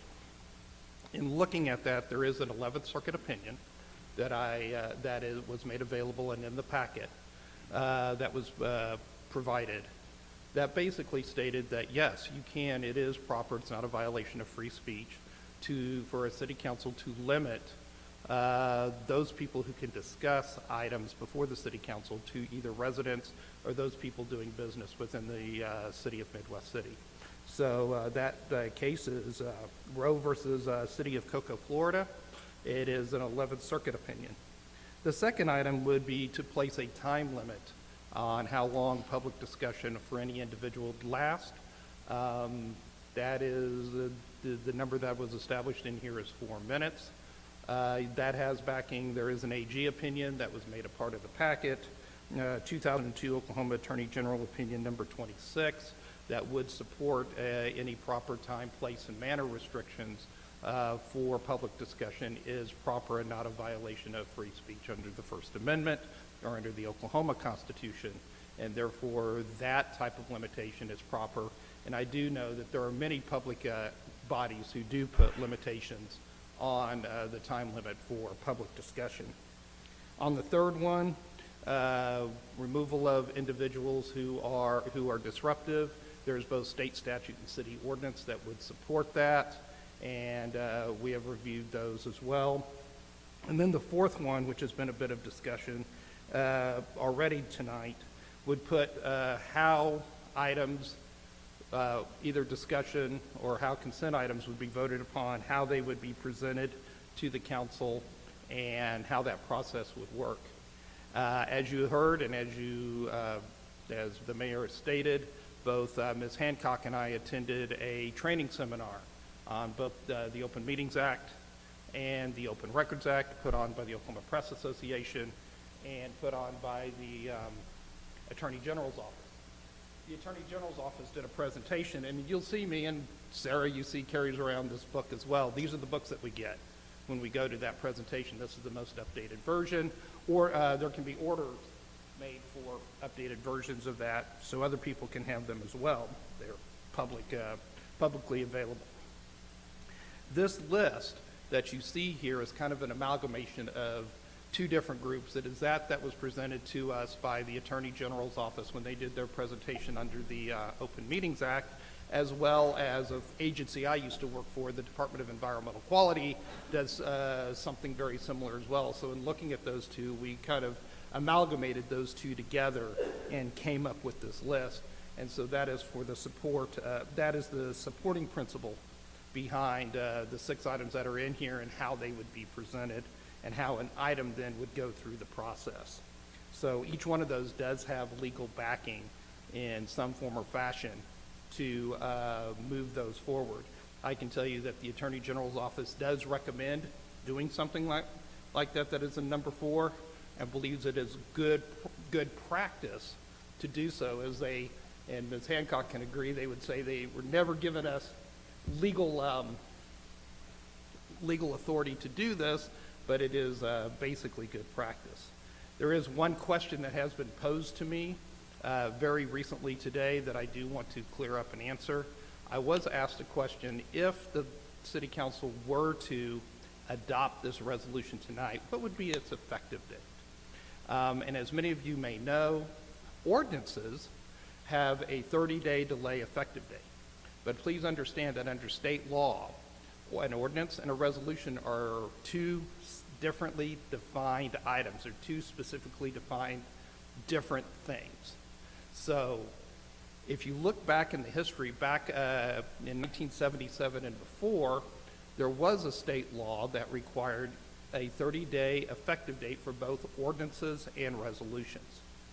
When that was changed and moved out of Title 34 and into Title 11, they dropped resolutions.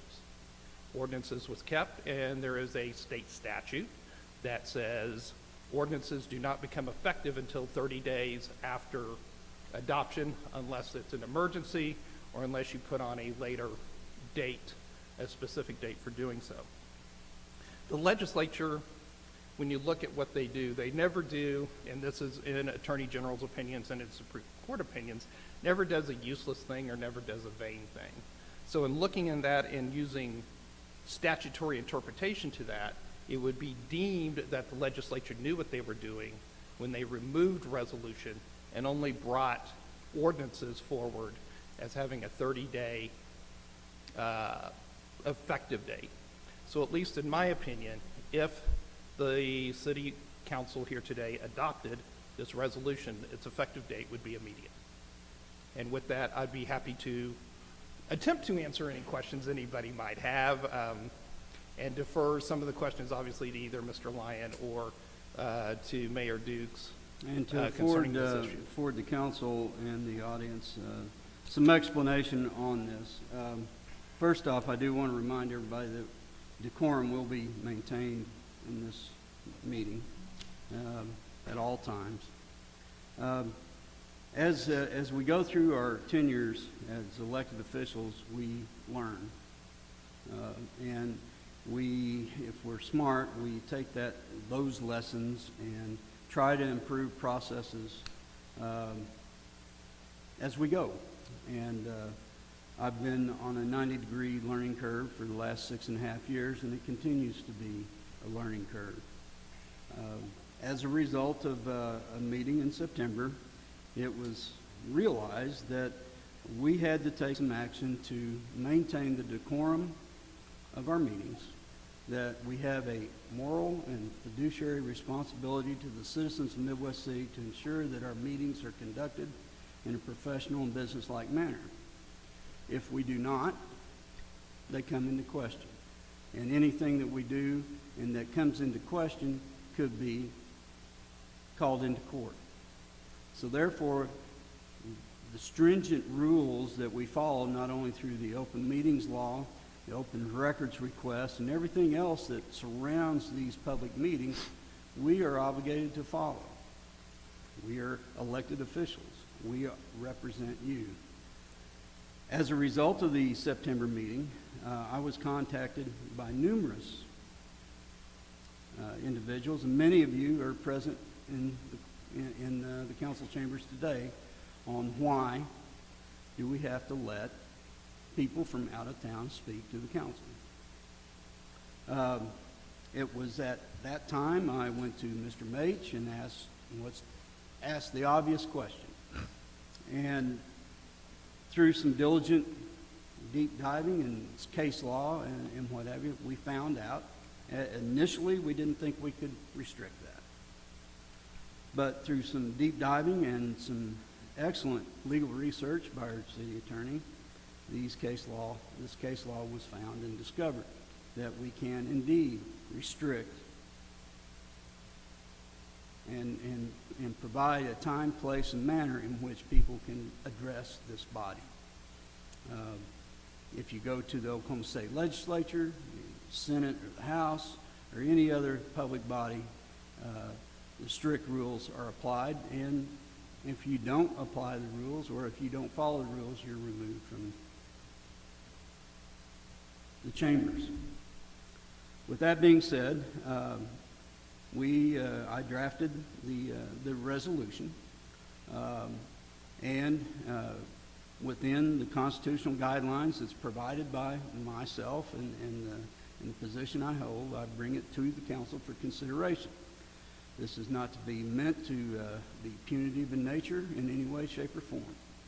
It's just to ensure that our meetings are done in a proper and businesslike manner, that we uphold the oath that we took as office, coming into office, to represent the people of Midwest City. I hold that dearly and take it very seriously. As far as the other items on and especially item number 4, these are procedural changes that the city attorney and the city clerk has brought to us.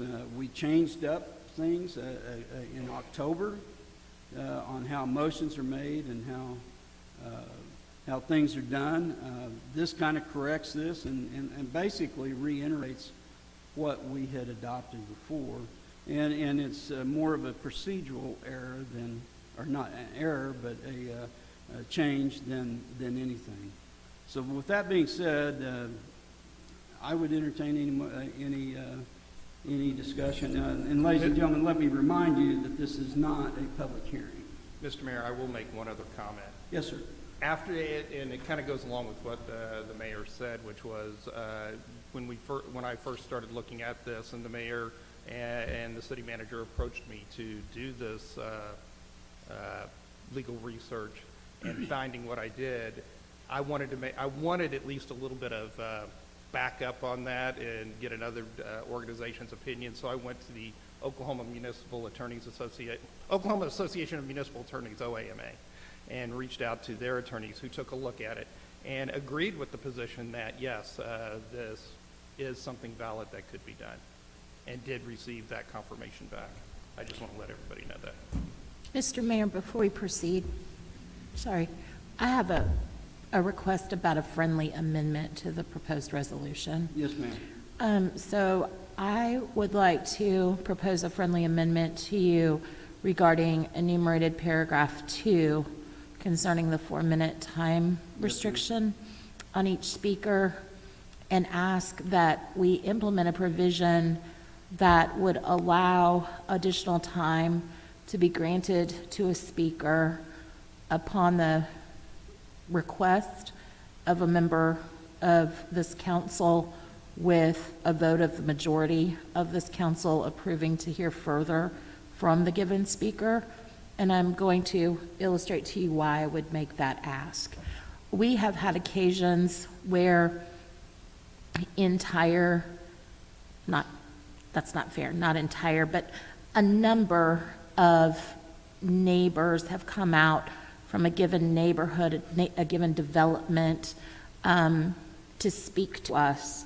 And they have offered up a speaker from their group. And so that speaker is actually speaking on behalf of 25 to 40 people at times. And so when we have that scenario, particularly where it involves complicated issues, the example I'm giving is with regard to a drainage problem in a neighborhood, and they're trying to show us photographs, and they're trying to cite specific examples and talk about numerous homeowners who are affected. 4 minutes may be very difficult for a given speaker who is speaking on behalf of a group of folks to comply with, and for us to get all the germane information that we need.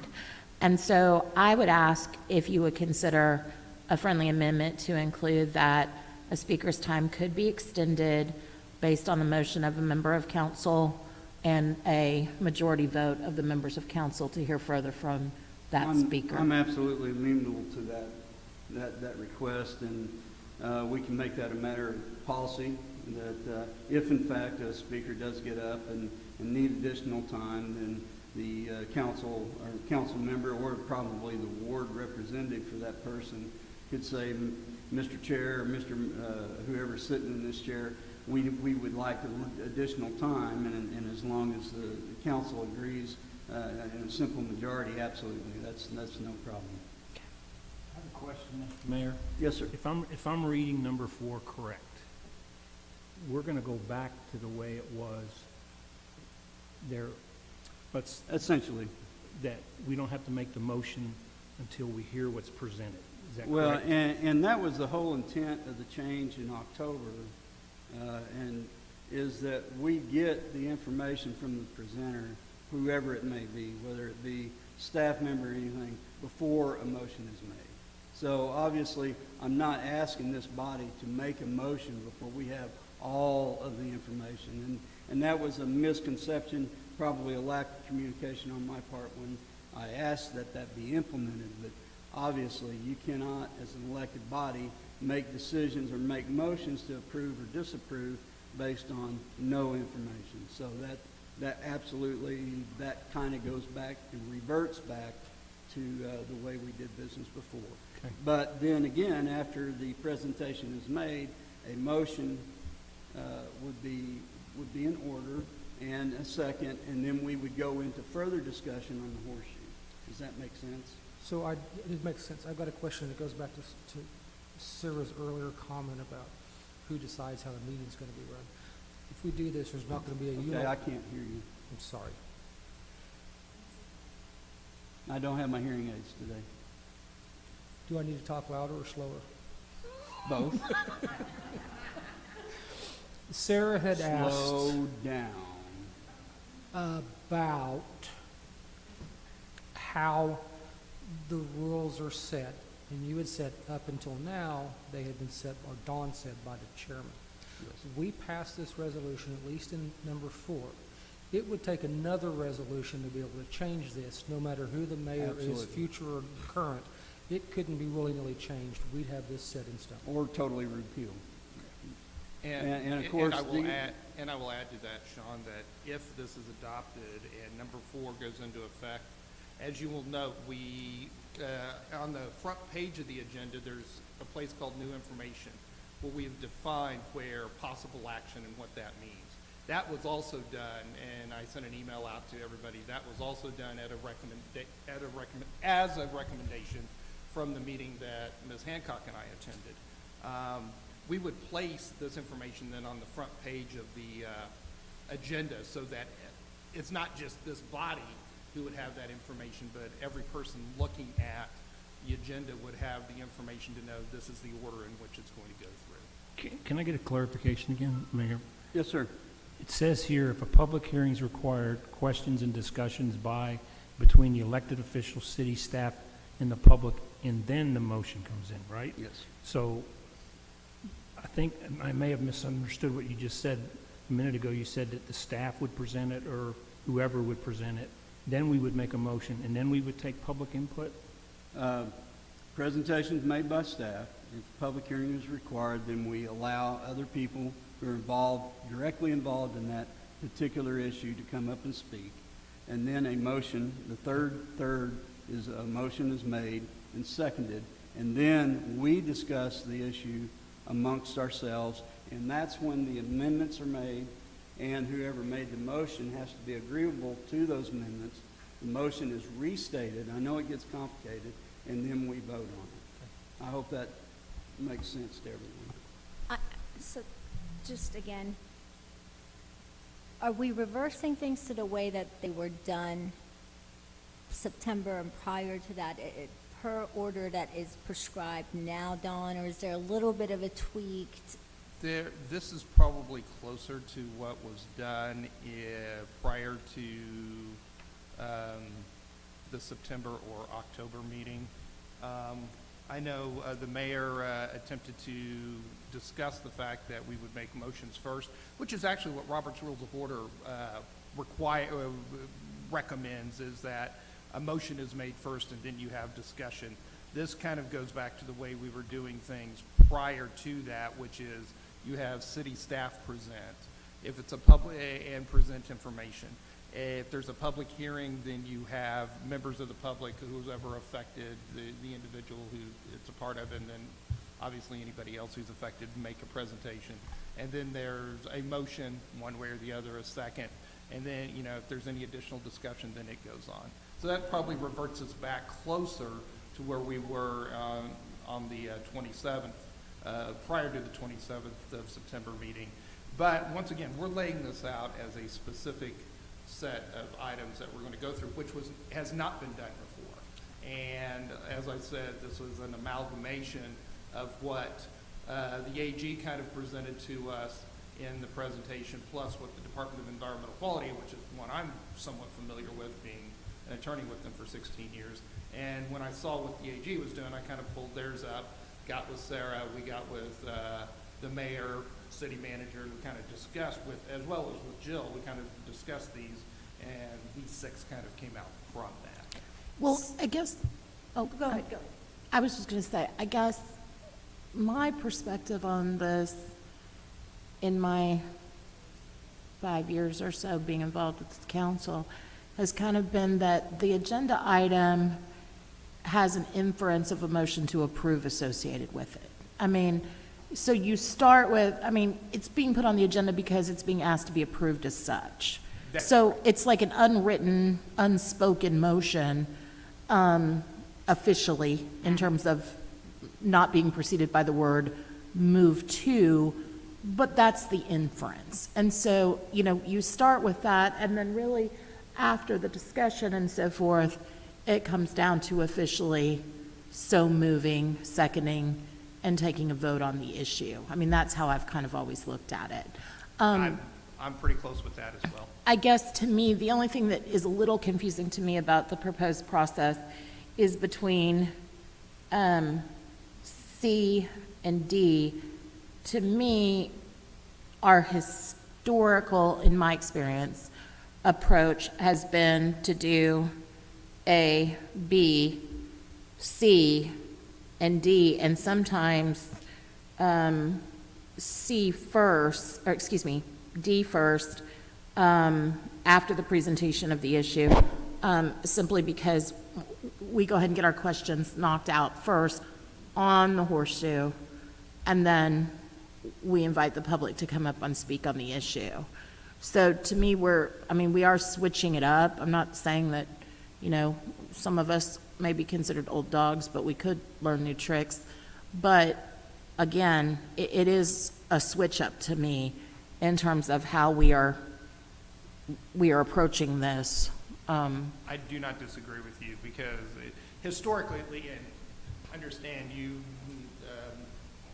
Carrie came up and said she's been here 6 months. I've only been here 20 months now.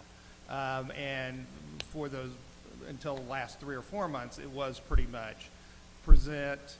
If people needed to come up and speak at the public hearing, do that. Then their questions were fielded from council members. And then after that was done, then a motion was done. So it was like C and D were flipped around. Originally, this put C first. There's no hard and fast rule on how it has to align out, as long as they're all covered. You know, this does place making the motion before complete discussion is done by the city council.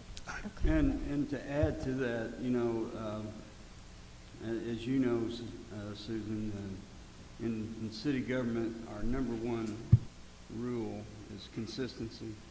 And as long as we're consistent on how we go through that, and that is the intent of this, to provide consistent, not only for us, but who comes back in behind us, to provide them a guideline, because basically we weren't given any guidelines. There's a former mayor out there that learned the same way, and so this is once again a roadmap to provide consistency for not only us, but for also the future. And I guess what my concern is about the way it's being laid out here is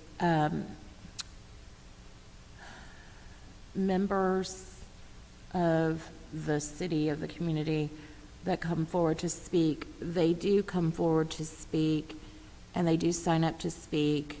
However, sometimes I think it is beneficial for us as the city council members and you as the mayor to start the discussion off on a given issue, because it frames the issues, it frames what we're focused on, what we're interested in, which then, in my opinion, and again, it's just my opinion, allows the public input and discussion to be more meaningful towards where we're driving the discussion amongst ourselves. And so I know that, you know, we've had people who have come to us from the public to speak, had their notes prepared, and then, you know, discarded their script because based on the conversation we've had amongst ourselves, they then changed up what they wanted to focus on. And well, so once again, this is a guideline for us to follow. It's a script, for lack of a better term. If the situation presents itself where we have to vary from that, then we can. And once again, these recommendations come to me, or come to this resolution as a request of the city attorney and the city clerk that was presented to them by the AG's office. So I think we would be remiss if we didn't adopt them. Once again, the consistency that it provides for our guidance is invaluable. And plus two, it doesn't say that we can't deviate. Alter. Alter if the situation, and of course, that would be driven by not only the chair, but also the council. Right. You say, I need more time to hear, or I need to hear more, and that's in line with your request on extending the time limit. Mr. Mayor, would you have an issue then if we just, since we're making rules, you're talking about consistency, we flip C and D? I don't have an issue Don, with you have an it. issue It'd with have that? to be, it'd have to. No, there would be no problem, as long as both are covered. The order in which they're covered really isn't the issue, it's the issue of making sure they're both covered. So flipping C and I like D it. would not create any type of problem whatsoever. I have a that gives us- question about E, though. I'm sorry, go ahead. That gives us a chance to listen to the public before we make a motion, because we have changed our minds as we are sitting here on some of the issues, particularly Well, with and plus two. developments in change of, the code, a change of somebody wants to go to industrial. We've done that. So I think it would benefit everybody. It makes everybody mad, we change our mind because I of think stuff like it that. would make it I think it would be more consistent if what we're trying to get, I understand where you're trying to go. We add what Susan has recommended. I think that's wise. And then we flip and we codify it or whatever. We put it in writing that D and C are flipped so that there is no That's no misunderstanding. problem. It has to be reflected when we make a motion to go forward. I have a question for Don, probably on number E, or portion E. If a motion is to be amended, the one who made the motion must agree and restate the motion with an amendment. However, the maker of the motion does not agree to the amendment. The motion must be voted on as it stands. Must is set in concrete. What if I make a motion, I just like, you know what, I'm just going to withdraw it and let somebody else make another motion. This doesn't allow me to withdraw my motion. This must doesn't give you any wiggle room.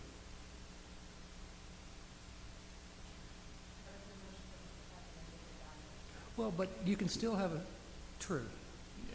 True. That would ultimately be the answer, would be if the motion was not seconded was withdrawn, the motion could die for a lack of second, it could be voted down. There could always be other amendments, so. And if you make a motion and it's inconsistent with somebody else on council, But if we make a motion, somebody seconds it, we still have conversations which have happened. sure. And then, and many times, Susan is one of the better people to make a motion because of her background, and her command of the English language is a lot better than mine. Sometimes my motion needs to be tweaked. Why can't I just withdraw it and let her make the pretty There's motion? nothing in here that It says says you it can't. must be. It does not say we can do that. There's a must in there. You can pull the motion back. Does not say that. It's inferred. It's not when the word must is in there twice. Shall is different than must. Don? I would defer to Don. I don't see. Actually, shall and must are not different, they're the same. They are? Yeah, they're both mandatory. Okay. So it's mandatory. So the way this is written, I couldn't withdraw my When you use motion. the words should, or could, should, may, May. then you're discretionary. So can we change that to may, so somebody can just withdraw their motion? The mayor would be good with that change, sure. Once again, I don't have an issue with it. That's Don, why we're discussing this. Don, there's no legal issue And- with changing that to a may? Okay. And it would have to be reflected in the motion that's made. Susan, I hope you're taking notes. Actually, I am. I have a few questions as well. But thank you for clarifying the order, and I think the amendment or the proposal from Councilman Burns makes more sense to hear the public comment before we motion so that we have the community's input. However, Dawn, as this proposal is written within its actual language here, would it be correct that this impacts and would exclude homeless individuals who may not have any resident, let alone a Midwest City residential address, would it be correct that Tinker Air Force Base residents, because Tinker is a federal territory, for example, my husband, who did serve in the United States Air Force, who is a transplant from Illinois, like many other young folks joining the military, reside on the base, which borders the city of Midwest City. Rose State students, which attract, I don't know what the numbers are, but I myself was a Rose State student at one time. Transport students from all over the place because it's a cost-friendly school. There's scholarship programs. They have many different programs that students are interested in, who come here, invest, and contribute towards the pursuit of their education. Mid-Del Technology Center students who transport to our city, invest, and contribute here in pursuit of their education. Based on the face of it and the way that it's written, it would also exclude workforce folks who transport here, like DOD folk, some Boeing employees who may not reside here, and anyone else in the military that may not live in Midwest City may be traveling here. Residents of unincorporated areas receiving and often paying for municipal services, including possibly water, sewage, waste, trash, definitely public safety, fire, and medical. Some folks who utilize our hospital who may be coming from Spencer, Hara, McLeod, possibly. I know, for example, in my ward, I'm in a unique situation. You go across, south side of 23rd, if you will. On this side of the street is Ward 5. North side of that same street where the lady fell in the hole, where our fire and police were also part of the first responders, is Spencer. On my other side, there is an area which I believe is unincorporated for a little bit, and then it's Oklahoma City on that way. I believe I also border Nakoma Park on the other side.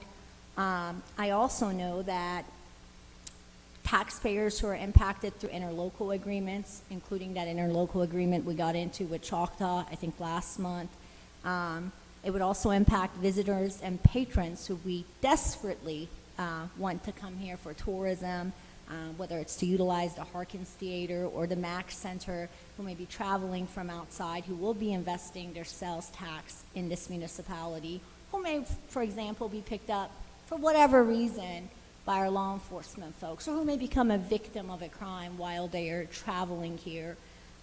It would also exclude federal and state county taxpayers whose tax dollars are often invested in our municipality, like the nearly $800,000 we talked about the ADA improvements earlier tonight. Am I correct that all those categories and classification of people would then be excluded from being able to have public comment? Before you answer that question, can I interject with something just really quickly? So that's a lot of examples.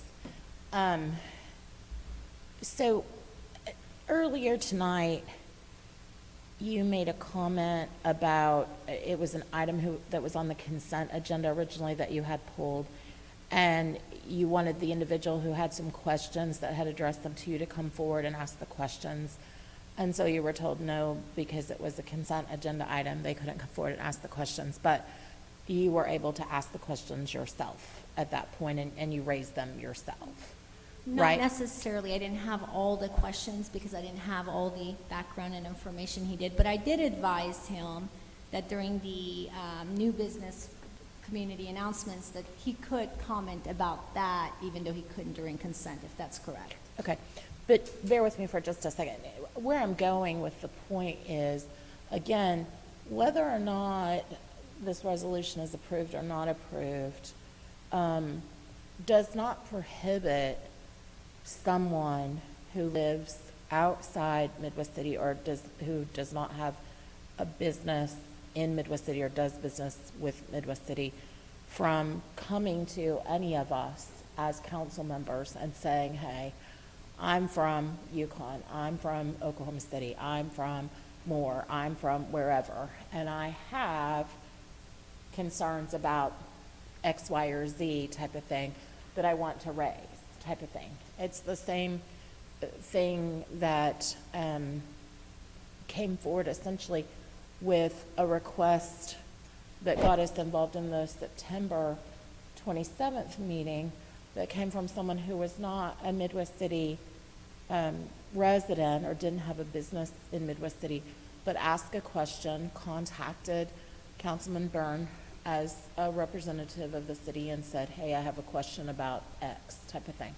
So I just want to say, I mean, there's a lot of scenarios that you're bringing up, and to me, it's akin to, you're talking about visitors and people who come and stay short term, you know. I mean, okay, if somebody comes and stays in one of the Airbnbs, for example, they've stayed in Midwest City, but ultimately, you know, do they really have a stake in terms of what's going on? Are they, A, even going to want to come to a council meeting and raise an issue? But they could still certainly contact any of the 6 of us and say, I have a concern, or the mayor, I have a concern about something that's going on, and we could raise that issue, whether this resolution passes or not. But to me, a lot of the examples that you're giving, I have a hard time with for this reason. I mean, simply because I travel somewhere, like I could travel to Paris type of thing, and, you know, spend a few lovely days there and stuff. But again, does that give me a interest to come forward to their government and say, okay, I want to put forth ideas to you, and I want to, do these things, and I want to, be entitled to vote on who your elected officials are, because I think my next trip to Paris will be that much better if you have certain elected officials in place that I agree with the perspectives of. So there's a lot in the examples that you're giving me that I think are problematic in terms of, like, where is the true investment in it? We get into a situation similarly like you raised the base, because, Oklahoma City, and we see things happening with the Oklahoma City mayor announces blah, blah, blah is happening in association with the base, even though they're in our backyard and we have lots of folks there that regularly interact in our community. If the issue is in terms of residents versus non-residents, or people who have businesses or operate a business that's based in Midwest City, to me, they're going to be the most experienced, the most familiar with what the issues are. It's just like why, when an issue comes up with one of our wards, we respectfully tend to defer to the ward representative, because, I've lived in Midwest City all these years, but I don't know your neighborhood. I don't know Rick's neighborhood. I don't know Sean's neighborhood like the 3 of you know that neighborhood.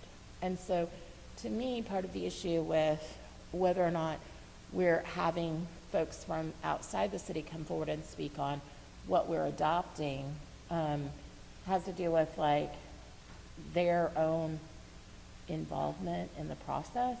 But we're still, from my view of it, and again, I'm glad to hear the other side or so forth, but from my side of it, we're not completely barring anybody from giving input. They can give their input still. It's just not with regard to being maybe in this session, but they can come forward and they can speak to any of us or speak to the mayor about, the issues or concerns that they have. And again, I'm not saying approve or not approve. I'm just saying, I just, in thinking through the issues, and I don't know if that's enough comfort. I would assume one of the issues you have isn't really an issue, because I would assume if somebody lives in the unincorporated area and they're paying water bills or whatever, and an issue came up about their water bills or trash bills before us, they would be allowed to vote because they were paying. They might not be a resident, but that would be a business interest, I would assume. There's only one unincorporated area I in know, but West she City, mentioned and that, they and I don't would- receive city services at all. Okay, and that makes that easy. So there are no, so for example. I mean, we do have fire and police response out there, but as far as other city services, no. And let me kind of address some of the issues that you got. There's 23,000 civilian employees at Tinker Air Force Base, representing 44 of the 77 counties in the state of Oklahoma. Most of them don't live anywhere near Midwest City. If they've got an issue, or if they live on base, they've got a conduit to have their issues addressed. If they live on base, the city or the unelected mayor of Tinker Air Force Base is the 72nd Wing Commander. They've got a conduit through them. As far as the students from Rose State, if they've got an issue and they don't live here, they would go through student services, and the president of Rose State would, of course, get a hold of us either through the city manager's office or other methods. And it all boils down to the fact of who we represent, who are the taxpayers of Midwest City. And Susan made it very eloquent that there is a conduit, for people to get a hold of us, and we can bring issues to city management. So that's really, although it's really a non-argument, and I understand what you're trying to do, and we are a representative republic, which we represent the citizens of Midwest City. And if anybody comes to us with an issue, obviously we're going to run with it, and we have done that in the past. I've personally done that. So it's not exclusionary in any means. It just facilitates the fact that the citizens of Midwest City, the taxpayers of Midwest City that have a vested interest in our community are able to come forward unimpeded. So, again, and Susan, to give you one example, my father's been working at the Sam's Club for 20 years, right? So he is invested. He travels here during the COVID, during storms, right? So the idea that folks come here one night, yes, that may be the case for the one-time tourist, but there are many people who come here on a regular basis for grocery stores. We live in a very small metropolitan area. Decisions that are made by this municipality oftentimes impact the next door, right? Vice versa, right? For example, you brought up the suggestion, and I think it's valuable. When it comes, for example, to zoning issues or a fire that maybe took place somewhere within this community, absolutely, the residents that live here know more, just as you described with the wards. But I'll go back to the September meeting where we discussed a contract that was associated with the county. And there were outside residents who were going to be directly impacted as a result of that decision and what happens with our county jail, who actually brought forward probably more information than our residents did, because maybe many of our residents didn't even know about that particular investment, right? But going back to the question I posed, as is written in its language, those categories of people that I just described would be excluded unless, as Susan said, they reach out to one of us and one of us takes it up on ourselves to make sure we become their advocate, if you will, or their communication mechanism. And I will tell you personally, I've had Ward 5 residents, and I knock my ward doors probably more than some of my colleagues do, but I've had Ward 5 residents, and my cell phone's on the website, that I have come to this meeting for issues, and they didn't call me, right? So they maybe, for whatever reason, they didn't call me. And I've found that these council meetings are kind of a point of contact. Sometimes folks come here and they don't even live in my community, and I learn from them, and oftentimes I will reach out to them to learn more. So I think prohibiting them from being able to participate in these meetings really kind of deters us from having as much information as we can. And I'd like to hear Dawn's clear answer on that as far as those individuals being excluded, unless what Susan, Councilwoman Eads, suggested is that they contact us and that is the way their issues are brought forth. And then after I hear from you, I would like to offer a friendly amendment on that. And then I have a second question about some privacy issues that I'd like to ask in regards to an aspect of the language as proposed. To answer your question, could some of those categories that you listed be excluded? Yes, they could be. You would look at each one of those on a case-by-case, fact-by-fact situation to determine whether one of those people meet the categories where they could speak or could not speak. I don't like to paint with that broad of a brush without more facts. So could they be excluded? Sure.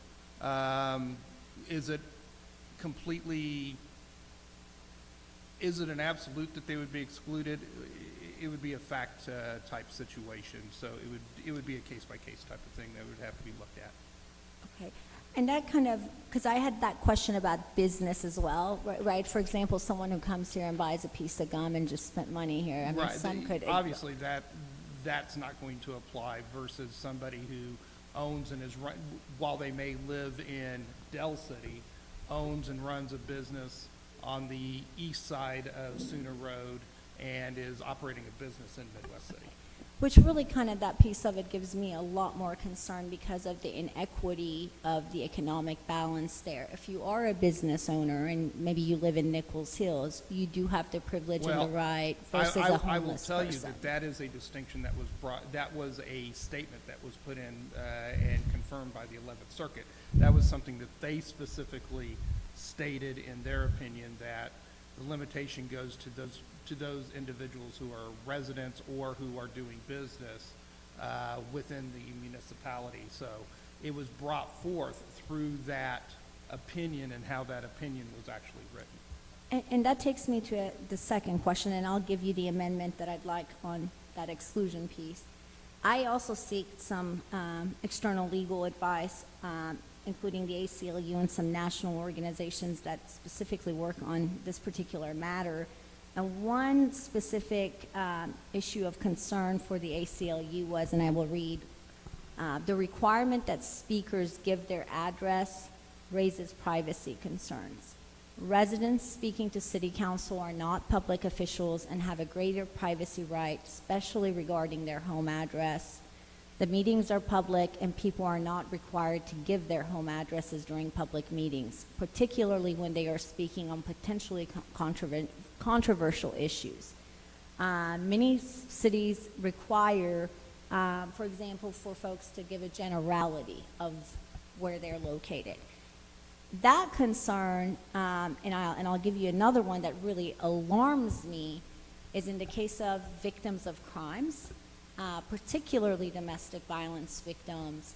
And I will tell you, I go to many meetings across the state, and I will never put my personal address out there unless, you know, at this point it's a little different. As an elected official, my information's everywhere, and you're all welcome to my house if you ever choose to come by.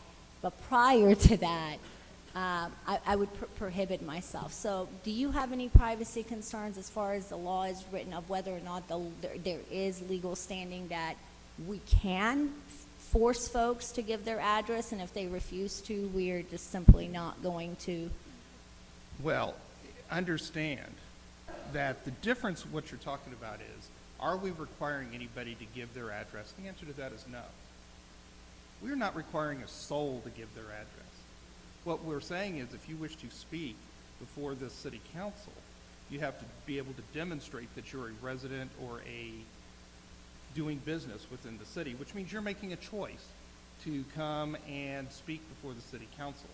And a part of that choice then requires, and this comes out of the 11th Circuit opinion, part of that choice comes with it the ability to validate that you meet one of those criteria.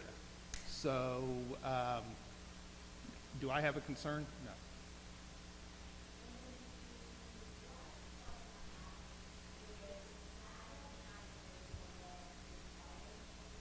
Right. No, it's a choice that any public body makes.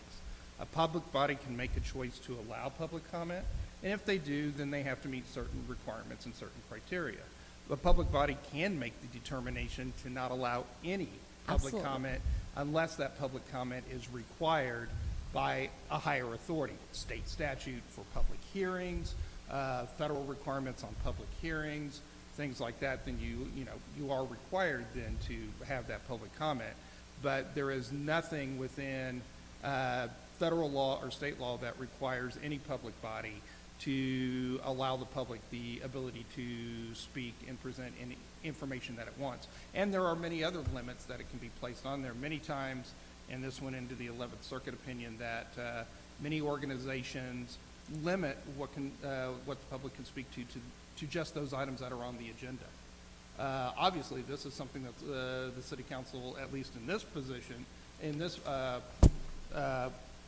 resolution, is not making that limitation that it is just to items that are on the agenda, but are allowing residents or people who are doing business within the city of Midwest City to speak on any issue. But that is a proper limitation that has been found before, that you could limit individuals just to speak on those items that are listed on the agenda. And that would have been beautiful, because I'll tell you what, Mayor, I literally spent a lot more time than I should have probably researching this. And I pretty much had a lot of feedback and amendments, and just some of the words, right, to be fair, to be effective. I would have changed, I guess effective for who, right? What's your definition? Efficient would have been just some of the wording. I would have preferred that it not be called the elected officials, right? I guess, ordinance, Well, What are we? well, that almost gives it a rubber stamp that everyone around this horseshoe agreed, right? So, it just, Well, but can I offer 3 amendments? Sure. One amendment would be as far as the exclusion piece, because it would make us the first municipality, based on the information I've received, even from those who actually took the time to investigate that. We would become the first municipality in the metro area to make such a policy. And therefore, my friendly amendment to that is, if you must do this, because we don't have to, right? It's a matter of choices up here for us tonight. Then let us amend it to restrict non-residents, or permit non-residents can comment on agenda items that are relevant to our larger community. well, that verbiage is already there, ma'am. And Could you refer me to that? If they have a vested interest, obviously they can come up and speak. They own a business, or they're adversely affected, certainly they can come up and So, speak. for example, what I'm referring to is, let's just go back to that CJAC contract again. Let's say when we are talking about contracts, Hey, ladies and gentlemen, listen, the mayor asked before to be some decorum, and that's what we're trying to get to. So we've all got differences of opinions, but we're trying to work through this, and I would ask you to please give Miss Banna a courtesy. I promise, we're working through this. We're going to do what's best, what we as a group think is best. But what we're trying to avoid is another bad night. So let us work through this. We're close, I promise. I think we're close. So let's Okay. get through this. Let's hear your amendments. okay, so when we have issues that either involve contracts that are going to impact, right, folks outside of our direct That's municipality. already implied in here. Implied in Yes, that. ma'am. So would I have been correct, and I'm sorry, I know people are sensitive to the word CJAC, but for example, would that interpretation would have meant that county residents would have been able to participate No. on that? No, Okay. just Midwest City residents. I mean, look at what happened, and our residents that were concerned about that did show up. Now, very few, but CJAC is a broader issue. We just have one piece of that pie, and the council, as a group, voted to pull out of the contract. But that would have been better served had we had that discussion on this horseshoe and not the fiasco that took place on September 27. Wouldn't you agree? I'm sorry, Just would like you we're repeat having, that? just like we're having tonight. Yeah. We are having a civil, calm discussion about this issue. And that's the way business should be conducted. So, no, that is a broader issue that would be outside interest, wouldn't have a vested interest within the city. So what about for example, another example? For example, let's say we are having a discussion about the ARPA funds, right? That the county would appropriate for different qualifying projects, right? Okay. Would outside residents within this county be allowed to have comments on that No, particular? because they've already got a conduit through the county to address those issues. I mean, we are not, they've already got, just like Tinker has a conduit to address the issues on base, the county residents have an issue to address it through the county commissioners. We don't have a dog in the hunt. Okay, so on those two issues, clearly, the language as written, you would say would preclude outside residents. Yes, ma'am. But you were saying, you said earlier that it is to be read that if the issue impacts them directly, that we wouldn't have a problem with them coming And we would forward. have to determine that. You know, you mentioned contracts. If somebody, we approved a tree contract. If the contractor came up, he doesn't live in Midwest-City, but he's doing business with Midwest-City, obviously he had a conduit, he would have a conduit to address council. You know, So I think I guess I'm not following your.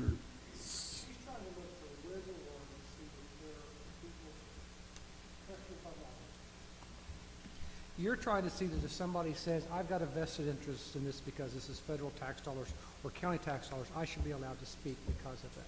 I would disagree if there were federal tax dollars because we're a donor state. We get way more than we ever give out. So I don't really think that we really have a whole bunch of say on it. But I think that's what you're trying to say. I think, again, it's a case-by-case situation, but I think it's very important to recognize that decisions that both municipal governments and county governments make, governments on every level, we live in a global world, right? In our metro area, we are a very small community, right? We are. For example, issues that, whether it's crime, whether it's Well, the rates of... let me put to rest your concerns, okay? This governing body, I mean, these are the rules that we're asking to be adopted. But there are exceptions to every rule. It's called discretion. If somebody came to us, one of you or me, and said, look, I live over here, but this issue, it concerns me, we as a governing body would have the discernment or the discretion, sure, come up and speak. An example, a resident in Del City, we were getting ready to do a new housing development, and they were concerned about water running off of their property. That would be a legitimate I question to get absolutely would think so if there was a drainage issue. But I would hope that they would address it in Del City. I mean, but they're going to be, those are few and far between, and obviously we would have to take it into consideration. My concern with the discretion is how it can become arbitrary. You know what I mean? It's a Wait, case by case. zero public discussion and go home in a few minutes. Would I have a point of clarification yes. before you guys get any further. I'm sorry. I don't mean to be disrespectful at all, but I'm not reading this that there's discretion built into it. And I'm looking at you, Mr. City Attorney, because I'm not seeing that there's a discretionary. In my reading of this, where the wiggle room, for lack of a better term, comes in, is if you are if this is a public hearing, and you're an impacted person under that public hearing, then in, let's say, the water issue we were having a public hearing on the drainage issue, and doing a contract, then yes, you might be able to. But if it was just a simple drainage issue, and we weren't having a public hearing, then I don't see the wiggle room there. Mr. And Mayor? of course, can- if it's a Mis- PUD or something that we're doing, there would be a public hearing associated with that particular. Mr. Mayor? agenda item. Look, why don't we Can just... I ask to add something, and I think we can finish this discussion right now Yes, sir. and take care of what Ms. Banna wants. We're going to amend, I'm prepared to make a motion, and I'm not going to make it quite yet. On the number 2, we're prepared, or we discussed that we would give the council the ability by a majority vote to add time. Sure. I know we're not supposed to poll, but in the let's get along kind of deal, would it be improper, Mr. City Attorney, if we added another line in there to give the council the ability to let somebody that doesn't necessarily have a residence or business by a majority vote to participate in the... You're opening Pandora's box on that because somebody could stack the audience with 40 people. No, but if and it's a have vote... each individual person say, I want to speak, and then we'd have to hear the merits on every single one of those people. Well, that would come down to us using a little bit of common sense, just like Susan said earlier. But if we're making the determination on one person, we have to make the determination on everybody that says that they want Like to speak. Susan said, I think it was Susan made a comment earlier, and I can't, my mind just went blank. It goes blank when I talk to Sean a lot. Sean, we've got to make an effort, and I support it as it's written, but I also think that we need to be in a position to make a couple of adjustments to make it work. And I don't think it...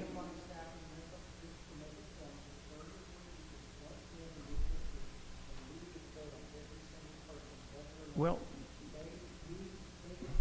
Sean, but how often does that happen? This municipality doesn't have an issue of people lining up out the door every month. If anything, we want more engagement. You know, it's almost a We moot. do want more engagement. I got elected to do for the citizens of the city of Midwest City. I didn't get elected to do anything for the citizens of Del City, or Oklahoma City, or the village. Sorry, Sean. I didn't get elected for any of that. I care about them, but I didn't get elected to do anything for them. And I don't think that's what this conversation is about. Just because somebody makes public comments at a government meeting about decisions before you doesn't mean you have to listen to the guy from the city of the village. You take that information and evaluate it, and then based on that information or input, you can make the decision that is in the best interest of your municipality.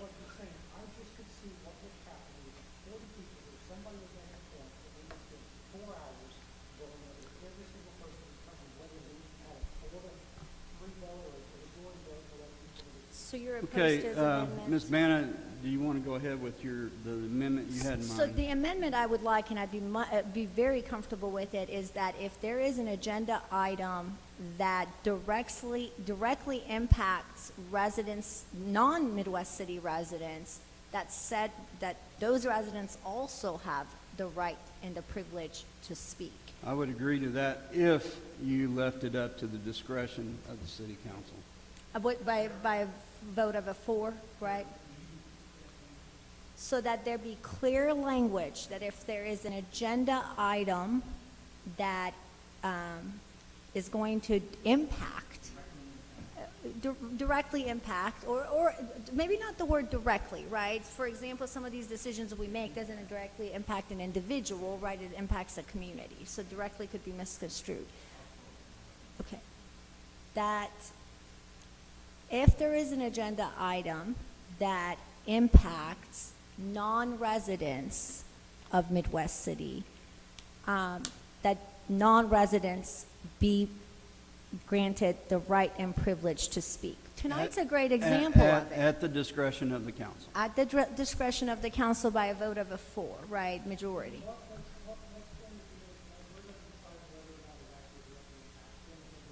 Well, they're going to have to present their case, Mr. Well, Reed. tonight's a kind of an example, Sean, right? We are getting ready to get rid of their rights and privileges, which...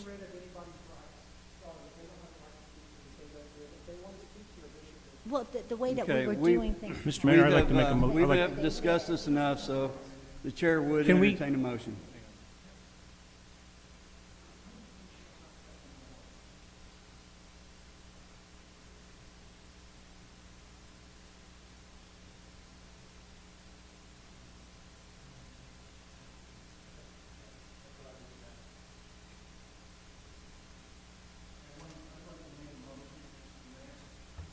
And I make a motion that we approve the agenda item with the following changes. In item number 2, that the verbiage be, there will be a 4-minute time restriction on each speaker, which can be extended by a majority vote of the city council. And then the rest of the sentence is only if it benefits, but that's the first. So it goes from the chair to the majority of the vote of the council. Also, number 4C and number 4D be flipped, correct? Is that Correct. okay? And in addition, we would find a place, Mr. City Attorney and Ms. City Clerk, to add in there that if there is an agenda item during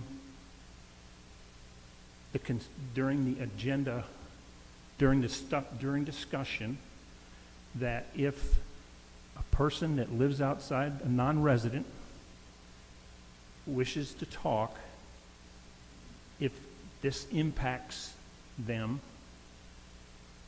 then by a majority vote of the council, they're allowed to vote, or allowed to talk during the agenda item. Pardon me? Okay, May. There was one additional amendment. Which that one? was talked, and it is in paragraph E. Sean requested an amendment that the two Okay, words yeah. must be changed to may. What he just said, Sarah.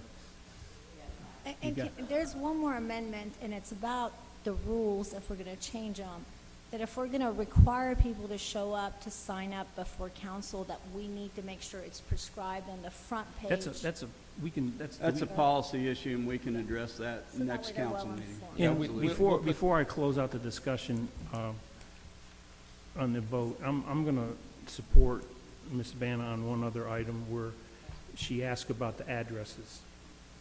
I would hope, and it goes back to the domestic violence people, and the people that aren't in law enforcement may not understand this, but I know Rick does, I know Matt does, I know I do. To ask somebody that's a victim of a domestic violence or a victim of a crime to get up in the public and give their address. But we don't need them to tell us in the public forum.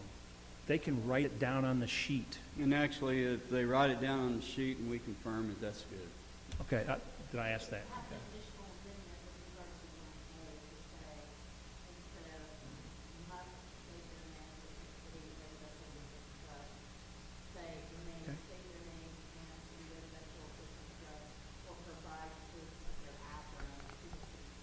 Absolutely. That's beautiful, and that takes care of that previous. So if somebody privacy. come up and they didn't want to write their address down or They don't something talk. like that, then we could say, I'm sorry, you're not speaking. Correct. City clerk, you could actually determine whether they put an address that's Midwest City or not, or I'm assuming whenever, do we have that? Whenever they put their name down, do they write down their address also? Okay. And one more thing, Pat, if you could add that into what you're proposing there. And please take this with a light heart. I also read the AG training that you guys went to, and I'm going through it right now.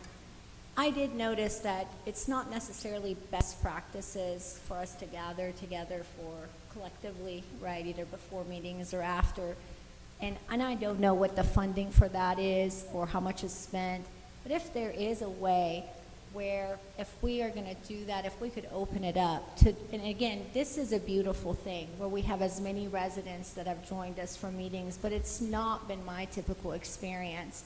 So when we do those dinners, if it is possible to maybe, join, maybe we could as a community break bread together for 30 minutes or 40 minutes prior to council, and I just propose that, and you don't have to include it, but that's just one suggestion. That would be something we'll have to we'll need to go offline and talk about that, see what that would look like. At one time, we did that.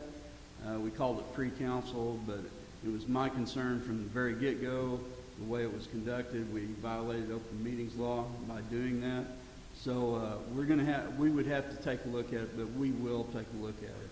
So Can somebody read the motion complete? Because you've had some input, she's had Okay. input, and Don. So the motion's from Pat. Okay, I think what it is I make a motion to approve the resolution, and we're going to start out with number 2, that there will be a 4-minute time restriction on each speaker, which can be extended by a majority vote of the council. That's the first change. The second change would be in number 4, that we transpose, help me out, ladies, C and D, and they stay as written, but they're just transposed. And that in E, the words must will change to may, and that in number 1, that we change that where they're required to sign in, that we will not require them to give their address in the public, but that the city clerk, they'll be required to put their address on the paper, and the city clerk can verify it, that they live in Midwest City, or if they're going to talk, but they're correct?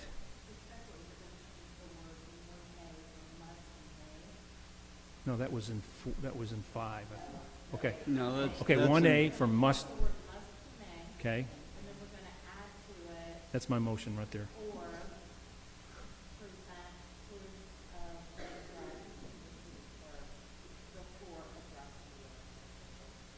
That's what I said right there.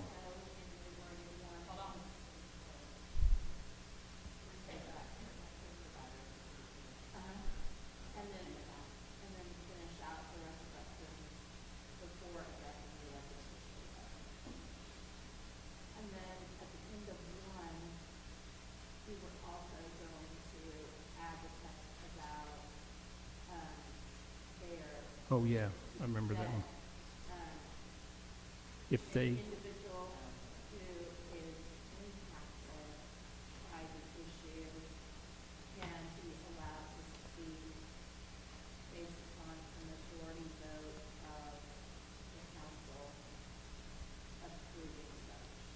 Ms. Eads, I've been just informed they're having a hard time hearing you out in the audience, and you may have to move your microphone closer to you.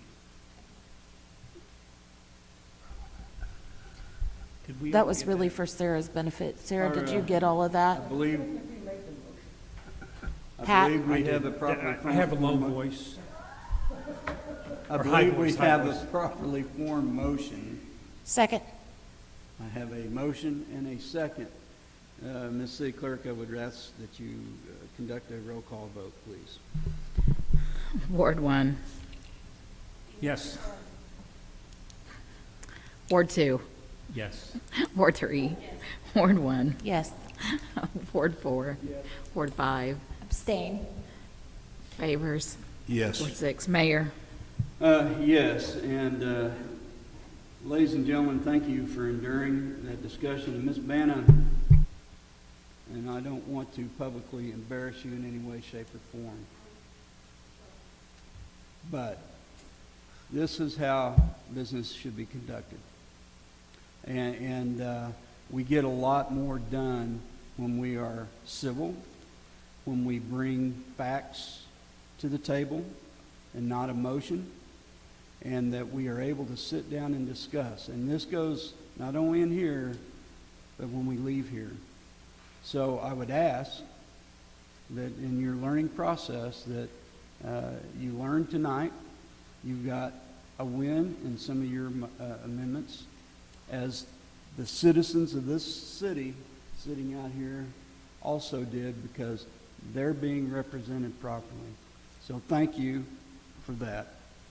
Mayor, at some point, and I don't mean to be disrespectful, I'd like to know what exactly your concerns were for the lack of civility, because I have some of those concerns about your lack of civility Well- during that meeting, and your hostility and your bias towards some of the Can I speakers. step in here? No, No, let me go. listen, we Let just me had go. a very adult Miss conversation. Banna, Miss Banna, we were making such great progress. Until you became patriarchal and talked down to me. I'm sorry? We made a lot of progress tonight, but everybody's out of order. This motion passed. We'll move into the next business, which is new business public discussion. Now, as I said, or as Mr. Mage said, once this resolution was passed, it took effect immediately. So only residents of Midwest City can come forward and speak. If you like to do so and you signed up, please do so. If not,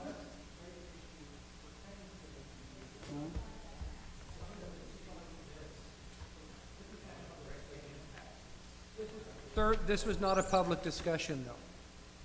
It was, so as it not being a public discussion, set by laws, this resolution is, Mr. Falk, this resolution is in effect. You're not going to be able to speak. Thank you very much.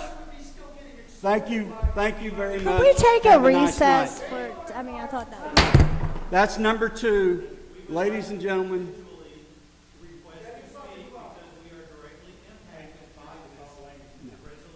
this resolution is in effect, and no, you're not going to be allowed to speak. Can we please You've take been a warned recess? twice, Mr. Falk. Please have him removed.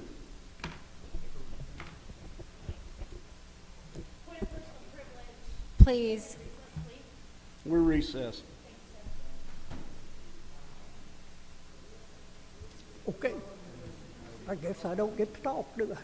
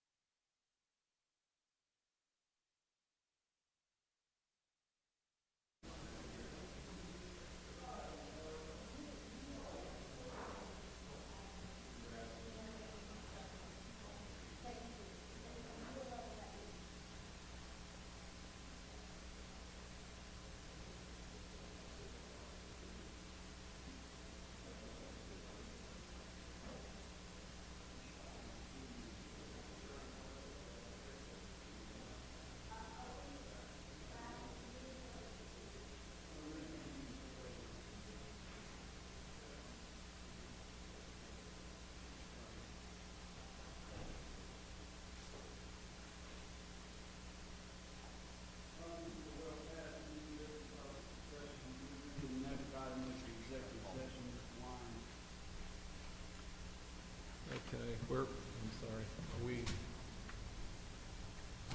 Executive session for council. okay, but we decided I was not reading those, or I am. Where's Dawn? I don't. We need Sarah. We need Sarah. Where's Sarah? Give us just a second.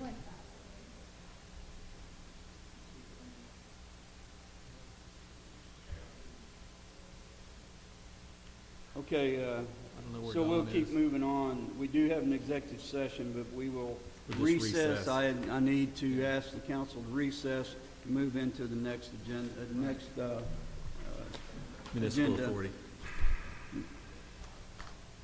I need a motion to recess from council. Motion to recess from council. Do I have a second? Probably need, who's going to be taking notes? All in favor indicate by saying aye. All right, We're hereby recessed, and I call to order the Midwest City Municipal Authority. We do have a consent agenda. Mayor, do we need Sarah? I'll entertain a motion. Yeah, we're recording still, and we're still live broadcasting. Donna back there is taking minutes right now, because I don't know where Sarah is. Vaughn, if you would go get Sarah. I made the motion to recess.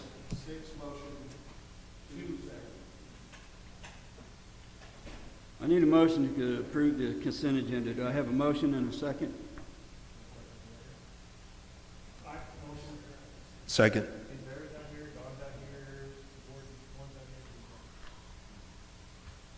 Do I have a motion and a second? All in favor indicate by saying aye. Aye. Opposed, abstention, motion carries. New business public discussion. Does anyone have anything to bring before the authority? Hearing or seeing none, we are hereby recessed, or I need a motion to recess and move on to the next agenda. Second. Hold on, gentlemen.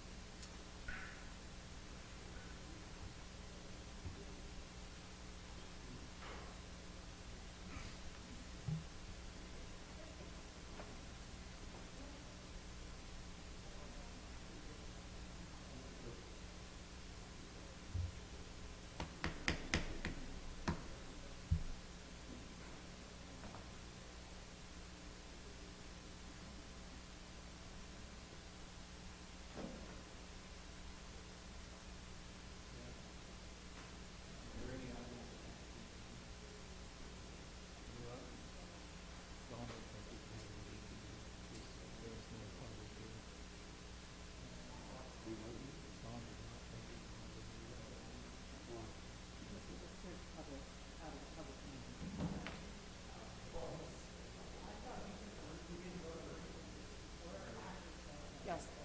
We're still at the original recess.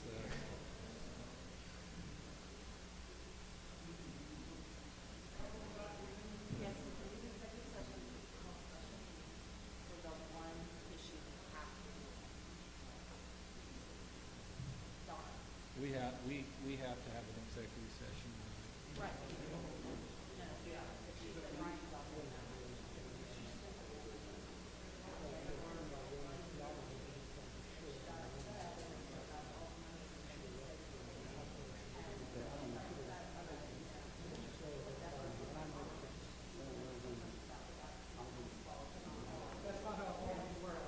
All right, let's.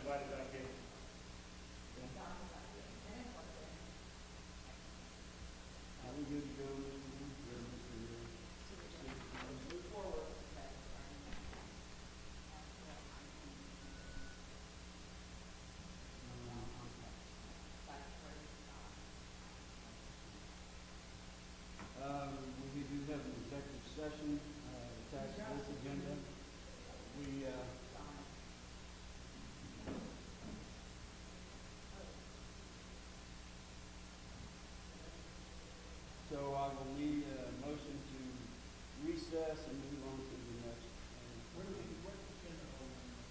We're on the Still on council. council. So I made the motion to recess. We entered new business and the director didn't allow us to move forward. Okay, so we just made a motion to come out, we made a motion to adjourn city council. You're making a motion to recess. To city council. Okay, I think Rick made it, and I seconded it. All in favor, indicate by saying aye. Aye. Opposed, abstention, motion carries. We're hereby recessed. I call to order the Midwest City Municipal Authority. We have a consent agenda attached to this agenda. There is consent, these items placed on the consent agenda, trustees by unanimous consent can approve routine agenda items by one motion. If any trustee requests to discuss an item or a unanimous consent cannot be received, then the item or items will be removed from the regular order. Can I just, on item 2, could I pull that for a brief question? I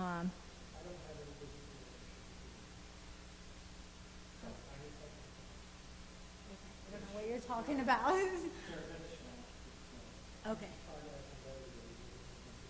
Are we in, we're in the municipal authority agenda, right? Consent, agenda number 2, if we could pull that, please. Okay, consent item number 2 be pulled. I need a motion to approve.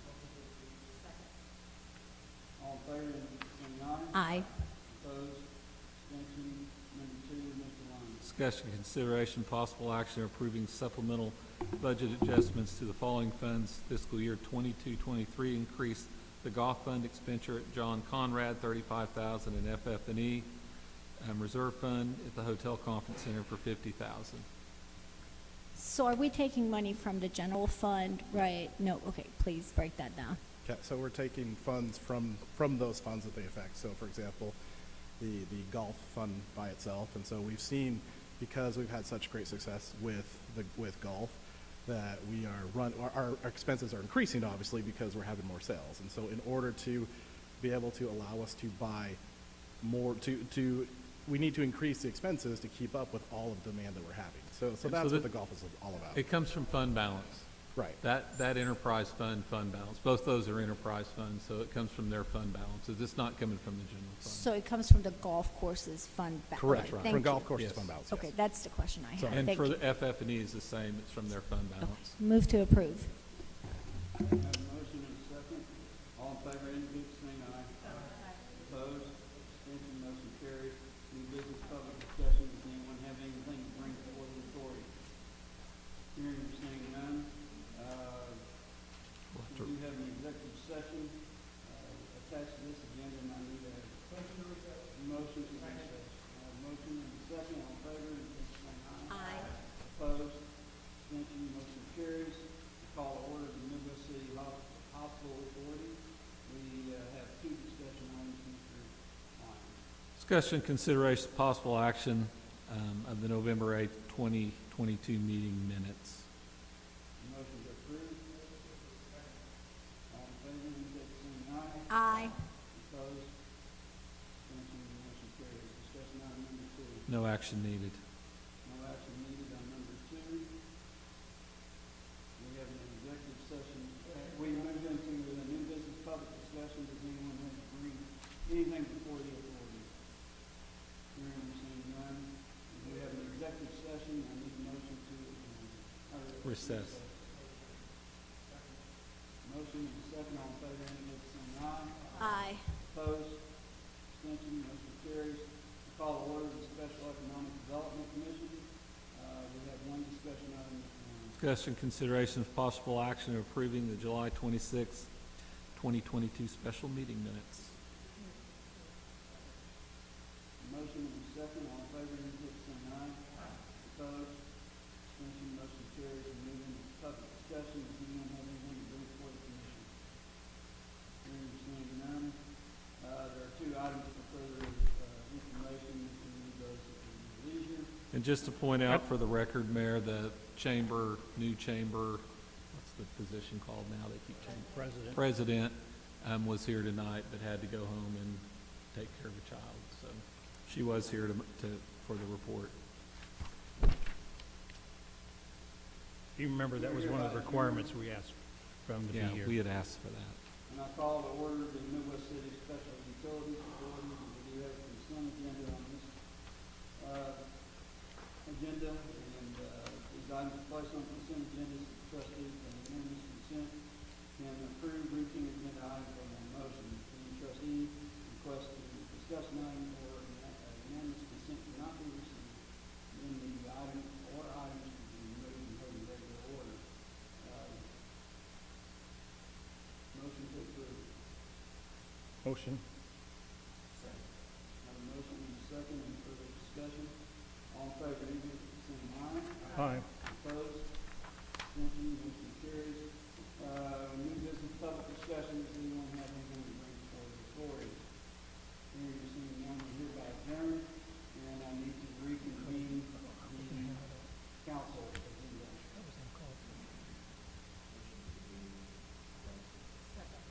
Have a motion and a second, all in favor, indicate by saying aye. Aye. Opposed? Abstention, motion carries. We have an executive session attached to this agenda.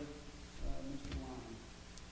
Discussion, considerations, possible action of one, entering into an executive session to discuss case CJ 19-2857 Bailey versus Midwest City is allowed under Title 25, Section 307D4 to discuss confidential communications between a public body, its attorney concerning a pending investigation, claim, or action of the public body with the advice of its attorney, determines that disclosure will seriously impair the ability of the public body to process the claim or conduct a pending investigation, litigation, or proceeding in the public interest, and authorizing the city manager to take action as appropriate based on discussion. Need a motion to go into executive session. Motion. All in favor, indicate by saying aye. Aye. Opposed? Abstention, motion